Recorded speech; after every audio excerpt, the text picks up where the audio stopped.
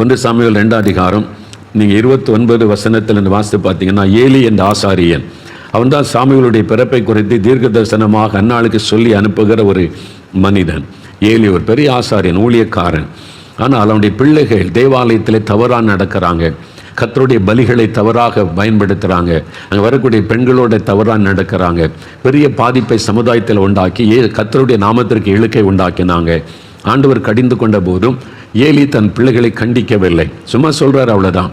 கண்டிச்சு இது தேவனுடைய ஊழியத்தில் இது செய்ய முடியாது, நீ இதை ஏற்றுக்கொள்ள முடியாதுன்னு எதிர்த்து நிற்கலை. அதனால் ஆண்டவர் என்ன சொல்றார் பாருங்க, நிறைய குடும்பத்துக்குடைய பிள்ளைகள், அந்த பாஸ்டர்மார்கள், போதகர்கள், என்னை போல சுவிசேஷகர்கள், ஊழியக்காரங்க யாராக இருந்தாலும் சரி, நீங்கள் அறிந்து கொள்ளணும், ஒன்று ஆசீர்வாதம் அல்லது சாபத்தை உங்களுடைய சந்ததிக்கு கொண்டு வந்து விடும். நீங்கள் பாருங்க, ஆண்டவர் சொல்றார் 33, 34 வசனம் 1 சாமுவேல் 2 நான் வாசிக்கிறேன் பாருங்க. இஸ்ரவேலுக்கு செய்யப்படும் சகல நன்மைக்கும் மாறாக என் வாசஸ்தலத்திலே உபத்திரவத்தை காண்பாய், ஒருபோதும் உன் வீட்டில் ஒரு கிழவனும் இருப்பதில்லை. அப்போ என்ன சொல்கிறார் ஆண்டவர், வாலிப வயசில் உன் சந்ததியில் எல்லாரும் மறிச்சிருவாங்க, இளம் வயது மரணம் மாதிரி நடந்து கொண்டே இருக்க குடும்பத்தில் அது சாபம். ஒரு ஊழியக்காரன் பாருங்க, ஊழியம் செய்து சாபத்தை தேடி வைத்து விட்டான், சந்ததிக்கே சாபம். என் பலிபீடத்தில் சேவிக்க நான் உன் சந்ததியில் நிர்மூலமாகாதவர்களோ உன் கண்களை பூத்து போக பண்ணவும் உன் ஆத்மாவை வேதனைப்படுத்தவும் வைக்கப்படுவார்கள், உன் வம்சத்தில் உள்ள யாவரும் வால வயதிலே சாவார்கள். கர்த்தர் சொல்லுகிறார், இது கர்த்தருடைய வார்த்தை. ஊழியர்கள் சும்மா ஈஸியாக எடுக்காதுங்க, ஊழியத்தை நீங்கள் கவனமாக செய்யாவிட்டால் சாபமாகிவிடும். உம்முடைய நாமத்தினால பிசாசை துரத்தினோமே, உம்முடைய நாமத்தினால் அற்புதம் செய்தோமே, உம்முடைய நாமத்தில் தீர்க்க தரிசனம் உரைத்தோமே. மத்தேயு 7:21 இயேசு என்ன சொல்றார், உங்களை எனக்கு தெரியாது, நீங்க யாருன்னு எனக்கு தெரியாது அப்படின்னு ஆண்டவர் சொல்லுவதாக பார்க்கிறோம். எவ்வளவு பெரிய சாபம். அதனால ஊழியம் செய்தால் அவரும் ஆசீர்வாதம் வரும்னு நினைக்காதுங்க. உண்மையும் உத்தமாய் ஆத்ம பாரத்தோடு இயேசு சொல்றபடி செய்கிற ஊழியங்கள் தான் ஆசீர்வதிக்கப்படும். வெறும் பணத்துக்காக புகழுக்காக ஆத்ம பாரம் இல்லாமல் ஆண்டவருடைய விருப்பத்தை அறிந்து கொள்ளாமல் இஷ்டப்படி வெறும் பணத்துக்கு புகழுக்கு ஊழியம் செய்தால், அப்படி நான் செய்தால் கூட எனக்கு ஐயோ, அது எனக்கு சாபம். அதனால சாபத்தை உங்களுடைய சந்ததிக்கு தேடி வைக்காம இந்த நாளிலாவது மனம் திரும்பி ஒப்பு கொடுக்கணும். 2வது உதாரணம் பாருங்க, 2 ராஜாக்கள் 5 எலிசா தீர்க்கதரிசனுடைய வேலைக்காரன், அடுத்து தீர்க்கதரிசியாய் வர வேண்டியவன் கேயாசி. எலிசா கூடவே இருக்கிறான், அடுத்து அவன் தான் ஆண்டவர் தெரிந்து கொண்ட ஊழியக்காரன், தீர்க்கதரிசியாய் வர வேண்டியவன். அவன் பாருங்க, பணத்துக்கு நாகமானுக்கு பின்னால போய் தீர்க்கதரிசி சொல்லி அனுப்பினார் என்று வெள்ளியையும் வஸ்திரங்களையும் ஏமாற்றி வாங்கி கொண்டு வருகிறான். அவனுக்கு வெள்ளி மேல் ஆசை, ட்ரெஸ் மேல் ஆசை, பொய் சொல்லி ஏமாற்றி அவன் வஞ்சனையாக வாங்கி கொண்டு வருகிறான். அப்பொழுது எலிசா அவனை பார்த்து என்ன சொல்றான் பாருங்க, 2 ராஜாக்கள் 5 26, 27 அப்பொழுது அவன் இவனை பார்த்து, அந்த மனிதன் நாகமான் உனக்கு எதிர்கொண்டு வர தன் ரதத்திலிருந்து இறங்கி திரும்புகிற போது என் மனம் உன்னுடனே கூட செல்லவில்லையா? பணத்தை வாங்குகிறதற்கும் வஸ்திரங்களையும் ஒலிவத்தோப்புகளையும் திராட்சை தோட்டங்களையும் ஆடு மாடுகளையும் வேலைக்காரரையும் வேலைக்காரிகளையும் வாங்குகிறதற்கும் இது காலமா? ஆகையால் நாகமானின் குஷ்டரோகம் உன்னையும் உன் சந்ததியாரையும் என்றைக்கும் பிடித்திருக்கும் என்றான். உடனே அவன் உறைந்த மழை நிறமான குஷ்டரோகியாகி அவன் சமூகத்தை விட்டு புறப்பட்டு போனான். உடனே குஷ்டரோகம் தாக்கிவிட்டது. கேர்ட்ஸ், சாபம். பார்த்தீங்களா, ஒரு ஊழியக்காரன் தன் சந்ததிக்கே சாபத்தை தேடி வச்சுட்டான். அதான் சொல்றாரு, உன்னையும் உன் சந்ததியும் அந்த குஷ்டரோகம் எந்தெந்தைக்கும் பிடித்திருக்கும். அது மாதிரி. அதனால கர்த்தருடைய ஊழியத்தை செய்கிறவங்க ஜாக்கிரதையை செய்யாட்டா உங்களுடைய சந்ததியை சாபத்துக்குள்ளாக்கிவிடும். அதனால தான் சொல்கிறேன், இந்த சபையில் அரசியல் பண்ணாருங்க, நீங்கள் சபையில் விளையாடாதுங்க. சுயநலமாக சபைக்குள்ளே எப்போ நீங்கள் செயல்பட்டீங்களோ சாபத்தை தேடிக்கொள்றீங்கன்னு அர்த்தம். உங்கள் சொந்த விருப்பத்தை நிறைவேற்றவும் சுயநலமாய் செயல்படுவதற்கு சபை கிடையாது. நீங்கள் பிஷப்பாக இருக்கலாம், மாடரேட்டாக இருக்கலாம், போதகராக இருக்கலாம், சபை கமிட்டி மெம்பராக இருக்கலாம், யாராக இருந்தாலும் சரி, சுயநலமாக எப்போ நீங்கள் சர்ச்சுகளை செயல்படுகிறீங்களோ சாபம் உங்களை மேலே வருகிற ஆரம்பித்து விட்டது என்று அறிந்து கொள்ளுங்க. அது தேவனை துக்கப்படுத்துகிற விஷயம். அங்கே கர்த்தருக்கு தான் முதலிடம், தேவ விருப்பத்துக்கு தான் முதலிடம் கொடுக்கணும். உங்களுடைய சொந்த விருப்பத்தை நீங்கள் என்ன சாக்கு போக்கு சொன்னாலும் தேவன் எல்லாவற்றையும் கவனித்துக் கொண்டிருக்கிறார். அந்த சாபம் உடைய சந்ததியை பாதித்து விடும்.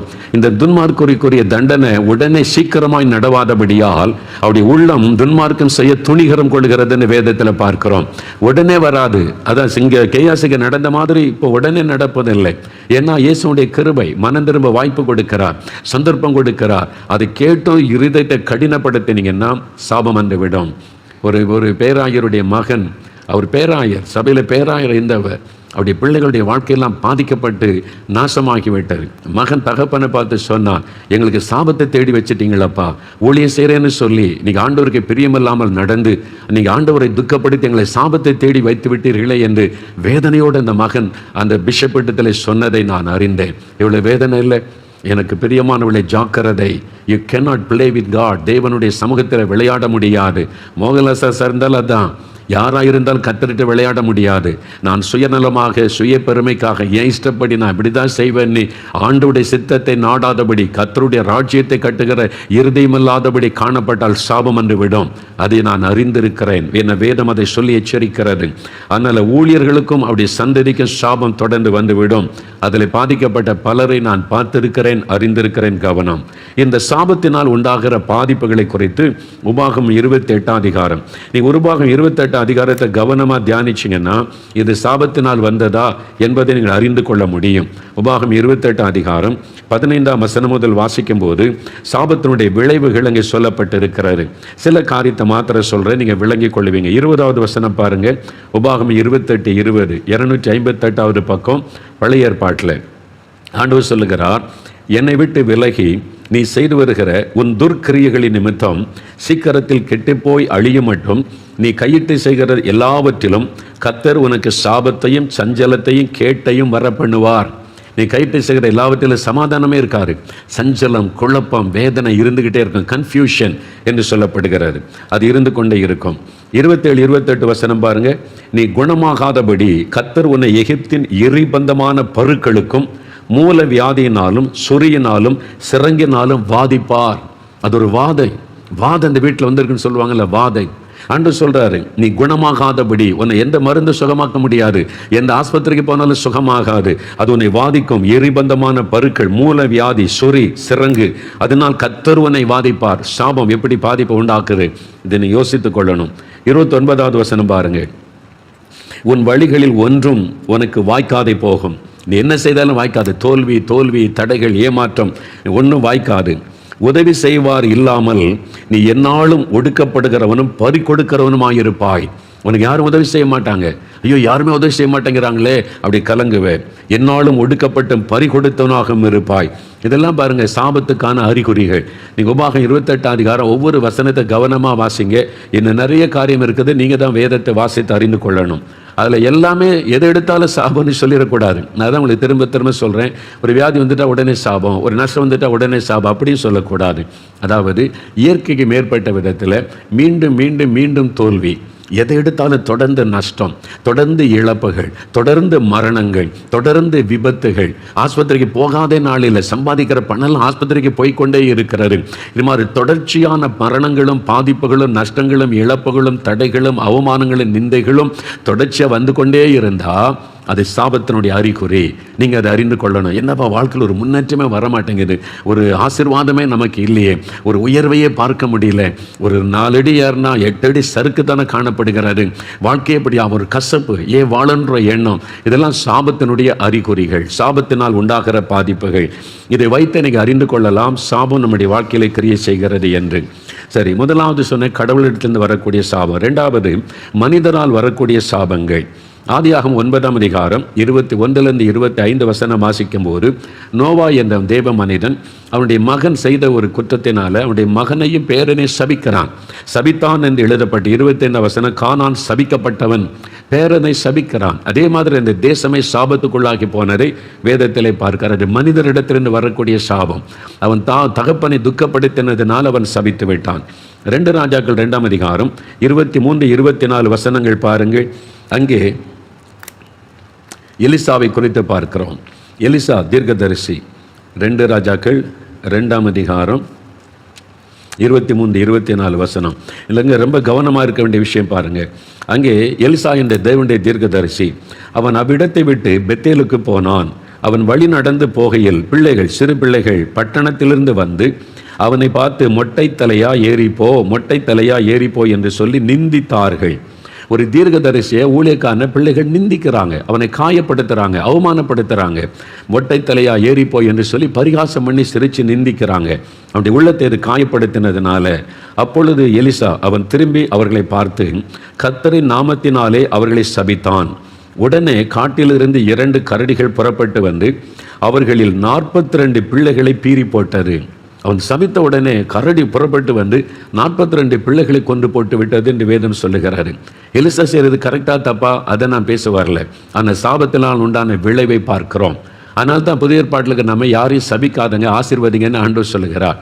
பழைய ஏற்பாட்டு காலத்தில் தீர்க்கதரிசிலாம் அப்படி தான் இருந்தாங்க. அவங்க அக்குன்னு இறங்கி பட்சிக்கட்டுன்னா இறங்கி பட்சித்து விடும், அந்த மாதிரிலாம் இருந்தாங்க.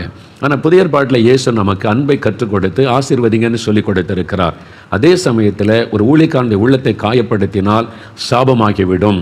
அதனால் அவங்க துக்கப்பட்டு சபிச்சிட்டா அது சாபமாக்கிவிடும். அதனால தான் நம்ம கவனமாக இருக்கணும். நீதிமொழிகள் 26:2 என்ன சொல்லுகிறது? காரணம் இல்லாமல் இட்ட சாபம் தங்காது. காரணம் இல்லாமல் ஒருத்தர் சும்மா நாள் சபிச்சுக்கிட்டேன்னா அது பலிக்காது, பயப்பட தேவையில்லை. நம்ம பக்கத்து வீட்டில் சபிக்கிறான், எதிர் வீட்டில் சபிச்சுட்டு போட்டோம், அது நம்மளை பாதிக்காது. காரணம் இருந்தால் அது சாபமாக்கிவிடும். நான் எனக்கு தெரிந்த ஒரு ஊழியக்காரர் ஒரு கிராமத்துக்கு ஊழியத்து போயிருந்தார். அங்கே ஒரு சகோதரர் நல்ல பக்தி உள்ள விசுவாசி கூட்டத்தெல்லாம் ஒழுங்கு பண்ணியிருந்தார். அவர் சொன்னார், நான் புதுசாக ஒரு வீடு வாங்கியிருக்கிறேன் பிரதர், அந்த வீட்டில் தான் நீங்கள் தங்கணும் அப்படின்னு சொல்லி அந்த வீட்டில் கொண்டு போய் அவரை தங்க வைத்திருந்தார். அந்த வீட்டில் அவர் தங்கியிருந்தார். பார்த்தா அந்த வீட்டில் கீறலாக இருந்தது, வெடிப்பு விழுந்திருந்தது. தரையில் வெடிப்பு, சுவரெல்லாம் வெடிப்பு விழுந்து அது மறுபடியும் பூசி இருக்கிறாங்க, மறுபடியும் வெடிப்பு விழுந்திருக்கு. அப்போ திரும்ப இந்த ஊழியக்காரரை பார்த்துட்டு கேட்டால், ஏன் பிரதர் இந்த வீடு வெடிப்பு விழுந்திருக்குது? அந்த சகோதரர் சொன்னார், தான் தெரியல பிரதர், நான் இந்த வீட்டை புதுசாக வாங்கினேன், வேறு ஒருத்தர்கிட்ட வாங்கியிருக்கிறேன். நான் எல்லாத்தையும் க்ளீன் பண்ணி புதுசாக்குனா வெடிப்பாக விழுது, தரை வெடிக்குது, சுவர் வெடிக்குது. நான் வாங்கும்போது அப்படி இல்லை, நான் அதை கொத்தி பூசி சரிப்படுத்தினாலும் மறுபடியும் அது வெடிக்கிறது, ஏன் நீ புரியவில்லை என்று சொன்னார். இந்த ஊழியக்காரர் நல்ல ஒரு வரம் பெற்ற ஊழியக்காரர். அவர் சொன்னார், நான் ஆண்டவரிடத்தில் அதை குறித்து விசாரிக்கிறேன் என்று சொல்லி இரவு நேரம் இந்த வீட்டிலே தனிமையாக தான் அவர் தங்கியிருந்தார். தேவ சமூகத்திலே ஜெபிக்கும் போது, ஆண்டவரை ஏன் இந்த வீடு வெடிக்கிறது, இந்த வீட்டில் அப்படி என்ன இருக்கிறது என்று அவர் ஜெபம் பண்ணின போது கர்த்தர் ஒரு காரியத்தை வெளிப்படுத்தி காண்பித்தார். என்னவென்றால், அந்த வீடு ஒரு சகோதரனுக்கும் சகோதரி குடும்பமாக இருந்தாங்க, பிள்ளைகளோடு, அவங்களுக்கு சொந்தம். அந்த சகோதரர் மரித்து விட்டார். இப்போ அவருடைய மனைவி விதவை ஆயிட்டாங்க. அவர் கணவர் உயிரோடு இருக்கும்போது இவரிடத்தில் கொஞ்சம் கடன் வாங்கியிருந்தார். நான் பிஸ்னஸ் செய்து கொஞ்சம் கொஞ்சமாக தந்து விடுகிறேன் என்று கொஞ்சம் கொஞ்சமாக கொடுத்து கொண்டு இருந்தார். ஆனால் அவனுடைய கணவர் இறந்ததுனால இந்த விதவை சகோதரியால் என்ன செய்கிறது, வருமானத்துக்கு வழி இல்லை, பாதிப்பு, ரொம்ப கஷ்டப்பட்டு குழந்தைகளை வச்சு என்ன பண்ணுறதுன்னு தடுமாறி போனார்கள். அப்படி கவலைப்பட்டு கலங்கியிருந்த சமயம் இந்த சகோதரர் போய், நான் கொடுத்த கடனை திருப்பி கொடுங்க. அப்போ அவர் சொன்னார், கணவர் இறந்துட்டார், நான் இனிமேல் தான் வேலை செய்து ஏதாவது முயற்சி பண்ணி கொஞ்சம் கொஞ்சமாய் தருகிறேன் என்று சொன்னபோது, இல்லை உடனே எனக்கு பணம் வேண்டும் என்று நிர்பந்தப்படுத்தினார். இவர் சொன்னார், உங்களுக்கு கடனை கொடுக்க முடியாட்டா வீட்டை எனக்கு தந்துருங்க, நான் ஒரு விலை கொடுத்து அதை வாங்கி கொள்கிறேன், அதற்குரிய பணத்தை தருகிறேன், மீதி பணத்தை நான் தருகிறேன், என்னுடைய பணத்தை எடுத்துக்கொள்கிறேன்னு சொன்னார். அந்த சகோதரி எவ்வளோ சொன்னாங்க, நான் என் பிள்ளைகளை எங்கே போவேன், இந்த வீடு ஒன்று தான் எங்களுக்கு சொந்தம், இது இருந்தால் நான் ஏதாவது வேலைகளை செய்து என் பிள்ளைகளை நான் பிழைக்க வைக்க முடியும், நாங்கள் இங்கேருந்து வீட்டை விட்டு வெளியே போயிட்டா வாடகை கூட வழியெல்லாம் போயிருமே என்று சொல்லி அழுதார்கள். இவர் சொன்னார், அதுக்கு நான் என்ன செய்ய முடியும், என்கிட்ட வாங்கின கடனுக்கு நீங்கள் பதில் செய்யணும்லன்னு சொல்லி இந்த வீட்டை எடுத்துக்கொள்வதிலே அவர் குறியாக இருந்தார். அதனால் நெருக்கடி கொடுத்து அந்த விதவை சகோதரி வேறு வழி இல்லாமல் சரி எடுத்துக்கொள்ளுங்கன்னு சொன்னால், இவர் அந்த வீடு என்ன மதிப்பு பெறுமோ அந்த நிலமும் வீடும் அந்த பணத்தை கொடுக்கவில்லை. அது ஒரு 30 லட்சம் பெருன்னு வைத்துக்கொள்ளுங்க. இவர் சொன்னால், நான் 20 லட்சம் தான் தருவேன். இல்லைங்க 30 லட்சம் பெறுமே, இல்லை நீங்கள் கடன் வாங்கியிருக்கீங்க, இவ்வளோதான் என்னால் தர முடியும் அப்படின்னு சொல்லி அந்த வீட்டை குறைந்த விலைக்கு, அதாவது நியாயமான விலை கொடுத்து வாங்காமல் நெருக்கடி கடனால் நெருக்கி அந்த விதவை சகோதரிக்கு கேட்க யாரும் இல்லைல்ல, இவ்வளோதான் பணம் என்று கொடுத்து அனுப்பிவிட்டு கர்த்தர் எனக்கு ஒரு குறைஞ்ச விலைக்கு வீடு கொடுத்துட்டாரு அப்படின்னு சந்தோஷப்பட்டு ஜெபித்து இவர் வீட்டை புதுப்பிச்சு எல்லாம் சரி பண்ணினார். அந்த ராத்திரியில் அந்த ஊழியக்காரருக்கு இதையெல்லாம் கர்த்தர் வெளிப்படுத்தி அந்த விதவை தன் குழந்தைகளோடு இந்த வீட்டை விட்டு போகும்போது இந்த வீட்டை பார்த்து கண்ணீர் வடித்து கொண்டே போனாள். என் கணவர் உயிரோடு இருந்திருந்தா இப்படி ஏமாற்றி இருப்பாங்களா, எனக்கு நியாயமாய் கொடுக்க வேண்டிய பணத்தை கூட தரலையே, நான் என் பிள்ளைகளை தெருவில் அனுப்பிட்டாங்களே, நீ அழுது கொண்டே அவள் போனாள். அந்த கண்ணீர் என் சமூகத்தில் வந்தது. அந்த சாபம் இந்த வீட்டின் மேல் இறங்கி இருக்கிறது என்று ஆண்டவர் வெளிப்படுத்தினார். அடுத்த நாள் காலை அந்த சகோதரர் வந்தார். விசுவாசி தான், நல்ல ஜெபிக்கிறவர், பைபிள் வாசிக்கிறவர், ஊழியெல்லாம் ஒழுங்கு பண்ணியிருக்காருல்ல. அப்படிதான் நிறைய பேர் கிறிஸ்தவங்க நினைக்கிறோம். பக்தின்னு சொல்லி இன்னைக்கு நிறைய தப்பு பண்ணி சாபத்துக்குள்ள இருக்கிற நிறைய கிறிஸ்தவர்கள் இருக்கிறாங்க. அந்த ஊழியக்காரர் காலையில் அவர் பார்த்து பேசினார், பிரதர், இந்த வீட்டை ஒரு விதவைகிட்டேருந்து நீங்கள் வாங்கினீங்களா? ஆமாம். அவங்களுக்கு நியாயமாக கொடுக்க வேண்டிய பணத்தை கொடுத்தீங்களா? அவர் பதில் சொல்லவில்லை. அப்போ சொன்னார், இரவில் ஆண்டவர் என்னோடு பேசினார், நீங்கள் இந்த வீட்டை குறைந்த விலைக்கு ஒரு விதவையை கட்டாயப்படுத்தி ஏமாற்றி எடுத்துக்கொண்டீங்க. அந்த விதவை கண்ணீரோடு இந்த வீட்டை விட்டு போக அழுது கொண்டே போனாங்க. அந்த சாபம் இந்த வீட்டின் மேல் இறங்கி இருக்கிறது. இந்த வீட்டில் யார் இருந்தாலும் ஆசீர்வாதம் வராது, அது உங்களுக்கும் சாபம். இனி அது உங்களுடைய குடும்பத்தை தாக்க ஆரம்பிக்கும். சொன்ன உடனே நடுங்கி போனார். அப்போ நான் என்ன செய்யணும் இந்த சாபம் மாறுவதற்கு? அவர் சொன்னார், முதல்ல ஆண்டவர்கிட்ட மன்னிப்பு கேளுங்க. நீங்கள் செய்தது பாவம், அது அநியாயம், அதனால் ஆண்டவரிடத்தில் ஒப்பு கொடுத்து மன்னிப்பு கேளுங்க. ரெண்டாவது, அந்த விதவை சகோதரி எங்கே இருந்தாலும் கண்டுபிடித்து நியாயமாக எவ்வளோ நீங்கள் அந்த வீட்டுக்கு ஒருத்தோ அந்த பணத்துக்கும் அதிகமாக கொடுங்க. ஏற்கனவே அந்த பணத்தை அந்த வீட்டு மதிப்பை விட கொஞ்சம் அதிக பணம் கொடுத்து என்னை ஆசீர்வதிங்கன்னு கேளுங்க. அவங்க மனப்பூர்வமாக மன்னித்து ஆசீர்வதிக்கும் போது தான் இந்த சாபம் மாறும். அல்லது இனி அது உங்களுடைய குடும்பத்தை தாக்க ஆரம்பித்து விடும் என்று அந்த ஊழியக்காரர் சொன்ன உடனே, சரி பிரதர் அப்படியே செய்கிறேன் என்று அந்த விதவையை தேடி கண்டுபிடித்து போய் மன்னிப்பு கேட்டார். அது மாத்திரமல்ல, அந்த வீட்டு மதிப்பை விட அதிக பணத்தை கொடுத்து நீங்கள் நல்லா இருக்கும்படிக்கு நான் இந்த பணத்தை தருகிறேன், வைத்துக் கொள்ளுங்கள்னு சொல்லி அவங்க மனதார ஆசீர்வதித்தார்கள். அதன் பிறகுதான் சாபம் மாறினது. பாருங்க, இது மனுஷர்களால் உண்டாகிற சாபம். அவங்கள கண்ணீர் வெடிக்க வைக்கும் போது சாபமாக்கிவிடும், பாதிப்பை உண்டாக்கிவிடும். அதனால தான் நம்ம கவனமாக இருக்கணும். விதவைகள் கண்ணீர் வெடிக்கும்படி நீங்கள் நடந்து கொண்டீங்க. அவங்க எப்படி அழுவாங்க தெரியுமா? எனக்கு யார் இருக்கா கேட்க, என் கணவர் இல்லைன்னு தானே என்னை குடும்பப்படுத்துகிறாங்க. தேவன் அதை கேட்பார், அது சாபமாகிவிடும். விதவைகளின் வீடுகளை பட்சிக்கிறவர்கள், ஏமாற்றுகிறவர்கள் சாபத்துக்குள்ளாயிருவாங்க. அதனால தான் அது மனுஷரால் வருகிற சாபம். அவங்க இருதயத்தில் வேதனையோடு அழுதுட்டாலே சாபமாக்கிவிடும். அதனால தான் நீங்கள் போய் மனுஷரோடு ஒப்புரவாகுங்க என்று கர்த்தர் சொல்லுகிறார். அதே மாதிரி சகோதரர் சாம் ஜபத்ரே அண்ணன் ஒரு சம்பவத்தை சொன்னாங்க. சென்னையில் அண்ணன் உள்ள அலுவலகத்தில் இருந்தபோது ஒரு சகோதரர் வந்தார். தாசில்தாராய் பணி செய்தவர், கவர்மெண்ட்டில் ரிட்டையர்ட் ஆகிட்டார். அவர் ஒரு வீடு கட்டியிருந்தார் சென்னையில். பல லட்சம் ரூபாய்க்கு வீடு கட்டி பிரதிஷ்டெல்லாம் பண்ணிட்டார். அதன் பிறகு அண்ணனை பார்க்க வந்தார். அப்போ என்னென்ன ரொம்ப துக்கத்தோடு வந்தார். அவங்களுக்கு நிறைய தெரிஞ்சவங்க தான். அவர் ஊழியத்தில் பழகினவர். என்ன பிரதர்னு கேட்ட பிறகு சொன்னார், பிரதர் நான் ஒரு வீடு கட்டினேன்ல, ஆமாம் பிரதிஷ்டெல்லாம் பண்ணிங்களே, அந்த வீட்டில் புது வீட்டில் என்னுடைய வாலிப மகள் தற்கொலை செய்து மறித்து விட்டாள். திடீரென்று ஒரு காரணம், எங்களுக்குள்ள சண்டையும் இல்லை, பாதிப்பும் இல்லை. திடீர்னு ஒரு நாள் காலையில் பார்த்து அவள் தற்கொலை பண்ணி தூக்கலை தொங்கி மறித்து விட்டாள். இப்போ அந்த வீட்டில் எங்களால் தங்க முடியல, இருக்க முடியல, துக்கம், நிம்மதி இல்லை, குழப்பம். அதை நினச்சி ஒரு மரண வேதனை. ஒரு புது வீட்டுக்குள்ளே சந்தோஷமாகவே எங்களால் இருக்க முடியலை. அப்படியே ரொம்ப மனசோர்வு. அதான் அவங்கள பார்த்துட்டு ஜெபித்துட்டு போகலான்னு வந்தேன்னு சொன்னார். சாம் ஜபத்ரேன்னு அவரை பார்த்து கேட்டாங்களா நேரடியாக, நான் உங்கள்கிட்ட ஒன்று கேட்குறேன், நீங்கள் மறைக்காமல் சொல்லணும். சரி, நீங்கள் இத்தனை லட்ச ரூபாய்க்கு பெரிய வீடு கட்டினீங்க, ஆமாம், அதில் உங்கள் சம்பள பணம் எவ்வளவு, நீங்கள் சம்பாதிச்சு உங்களுக்கு கிடைக்கப்பட்ட வருமானம் எவ்வளவு, லஞ்ச பணம் எவ்வளவுன்னு கேட்டாங்க. அவர் எதிர்பார்க்கவே இல்லை இப்படி கேட்பாங்கன்னு. அதிர்ந்து போனார். ஆனால் சொன்னார், பாதி பணம் லஞ்ச பணம் தான் பிரதர், நான் உண்மையை ஒத்துக்கிறேன், பாதி பணம் லஞ்ச பணம் தான். அப்போ தான் சொன்னாங்க, அது சாபம். லஞ்சம் கொடுக்கிற யாரும் ஒரு ஏழை, ஒரு சாதாரண மக்கள் நியாயமாக நீங்கள் கையெழுத்து போட்டு கொடுக்கறதற்கு காசு வாங்கினீங்கன்னா அவங்க ஆசீர்வதித்து கொண்டே தர மாட்டாங்க.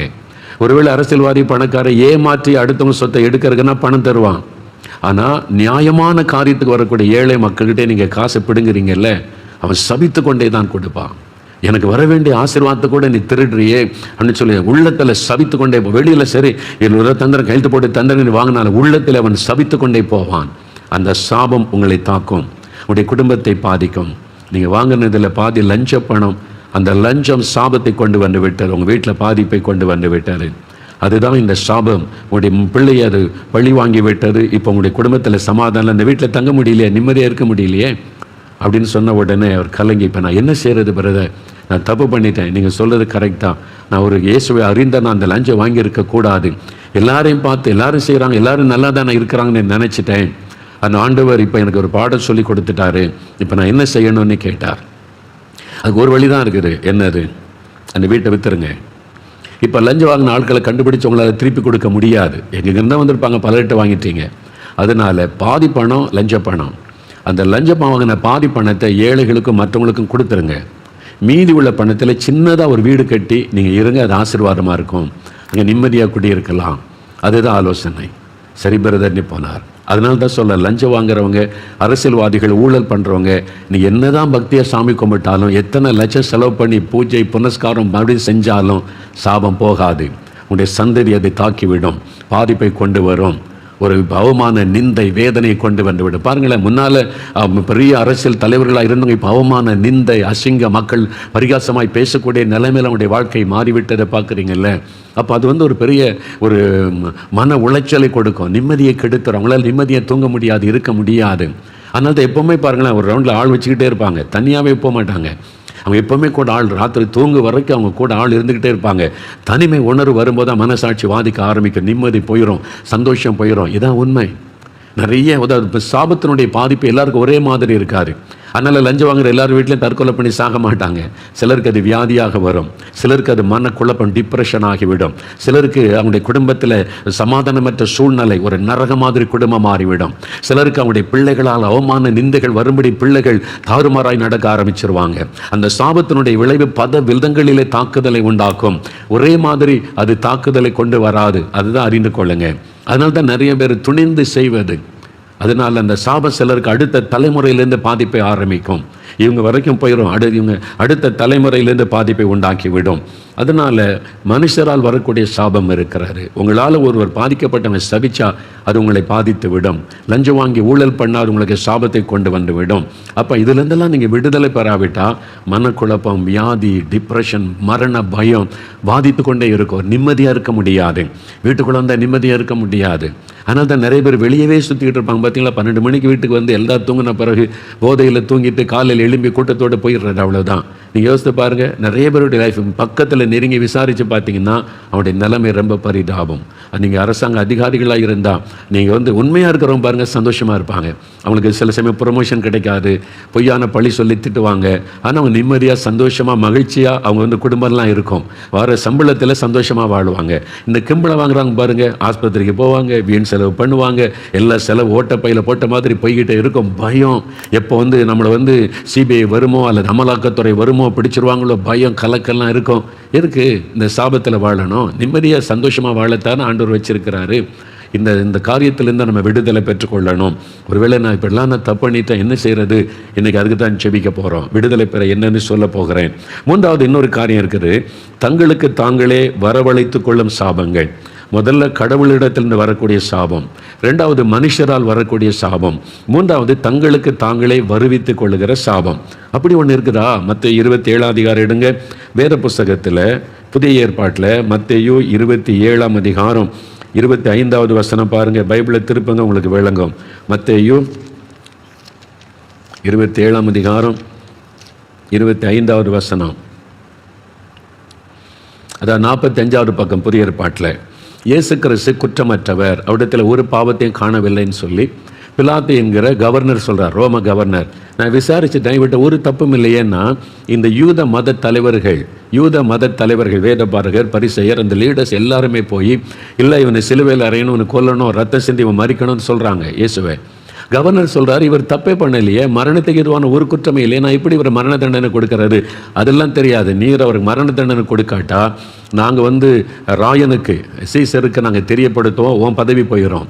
அப்போ பதவி போய்விடும் என்பதற்காக அந்த பிலாத்து செய்கிறான், சரி இந்த ஆள் குற்றமற்றவர் தெரியுது, ஆனால் அவர் சிலுவையில் அறைந்தால் அது இரத்தப்பழி, இந்த இரத்தப்பழி என் மேலே இல்லை, கை கழுவிட்டு நீ உங்கள் பாடு, அதனால் இவனுடைய இரத்தப்பழிக்கு நான் பாத்திரம் நல்லன்னு கை கழுவிட்டார். உடனே இந்த யூத மத தலைவர்கள் லீடர்ஸ் சொல்கிறாங்க பாருங்கள், 25ஆம் வசனம், அதற்கு ஜனங்கள் எல்லாரும் அவங்க தூண்டி விட்டாங்களே, லீடர்ஸ் எல்லாம் சேர்ந்து, இவனுடைய இரத்தப்பழி எங்கள் மேலும் எங்கள் பிள்ளைகள் மேலும் இருப்பதாக என்று சொன்னார்கள்.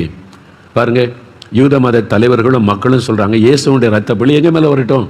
இல்லைங்க, அவன் பாவமே செய்யலைங்க, ஒரு குற்றமே செய்யலை, அவனை போய் சிலுவையில் அறிய சொல்கிறீங்க, அதெல்லாம் இல்லை, இரத்தப்பழி எங்கள் மேலே வரட்டும், பரவாயில்ல, அவர் கொன்னுருங்க என்பதாய் சொல்கிறாங்க. பார்த்தீங்களா, குற்றமில்லாத ஒரு ரத்தத்தை சிந்த வச்சு கொல்லுவதற்கு அவங்க சொல்கிறாங்க, எங்கள் மேலே வரட்டும், எங்கள் பிள்ளைகள் மேலே வரட்டும்னு யூதர்கள் சாபத்தை தங்களுக்கு தாங்களே வருவித்து கொண்டாங்க. இதான் தங்களுக்கு தாங்களே சாபத்தை வருவித்து கொள்ளுவது, தங்களுக்கு தாங்களே வருவித்து கொண்ட அதனுடைய விளைவு கிபி 70 இயேசு சிலுவையில் அறையப்பட்டு 40வது வருஷத்தில் ரோமருடைய படைகள், தீத்துராயுடைய படைகள் எருசலேமை முற்றுகையிட்டது. லட்சக்கணக்கான யூதர்கள் கொல்லப்பட்டார்கள். எருசலேம் வீதிகளில் இரத்த ஆறு ஓடினது. குழந்தைகளை தரையில் மோதி அடித்து கொண்டார்கள். இது சரித்திரம். கிபி 70 ரத்த ஆறு எருசலேமில் ஓடினது.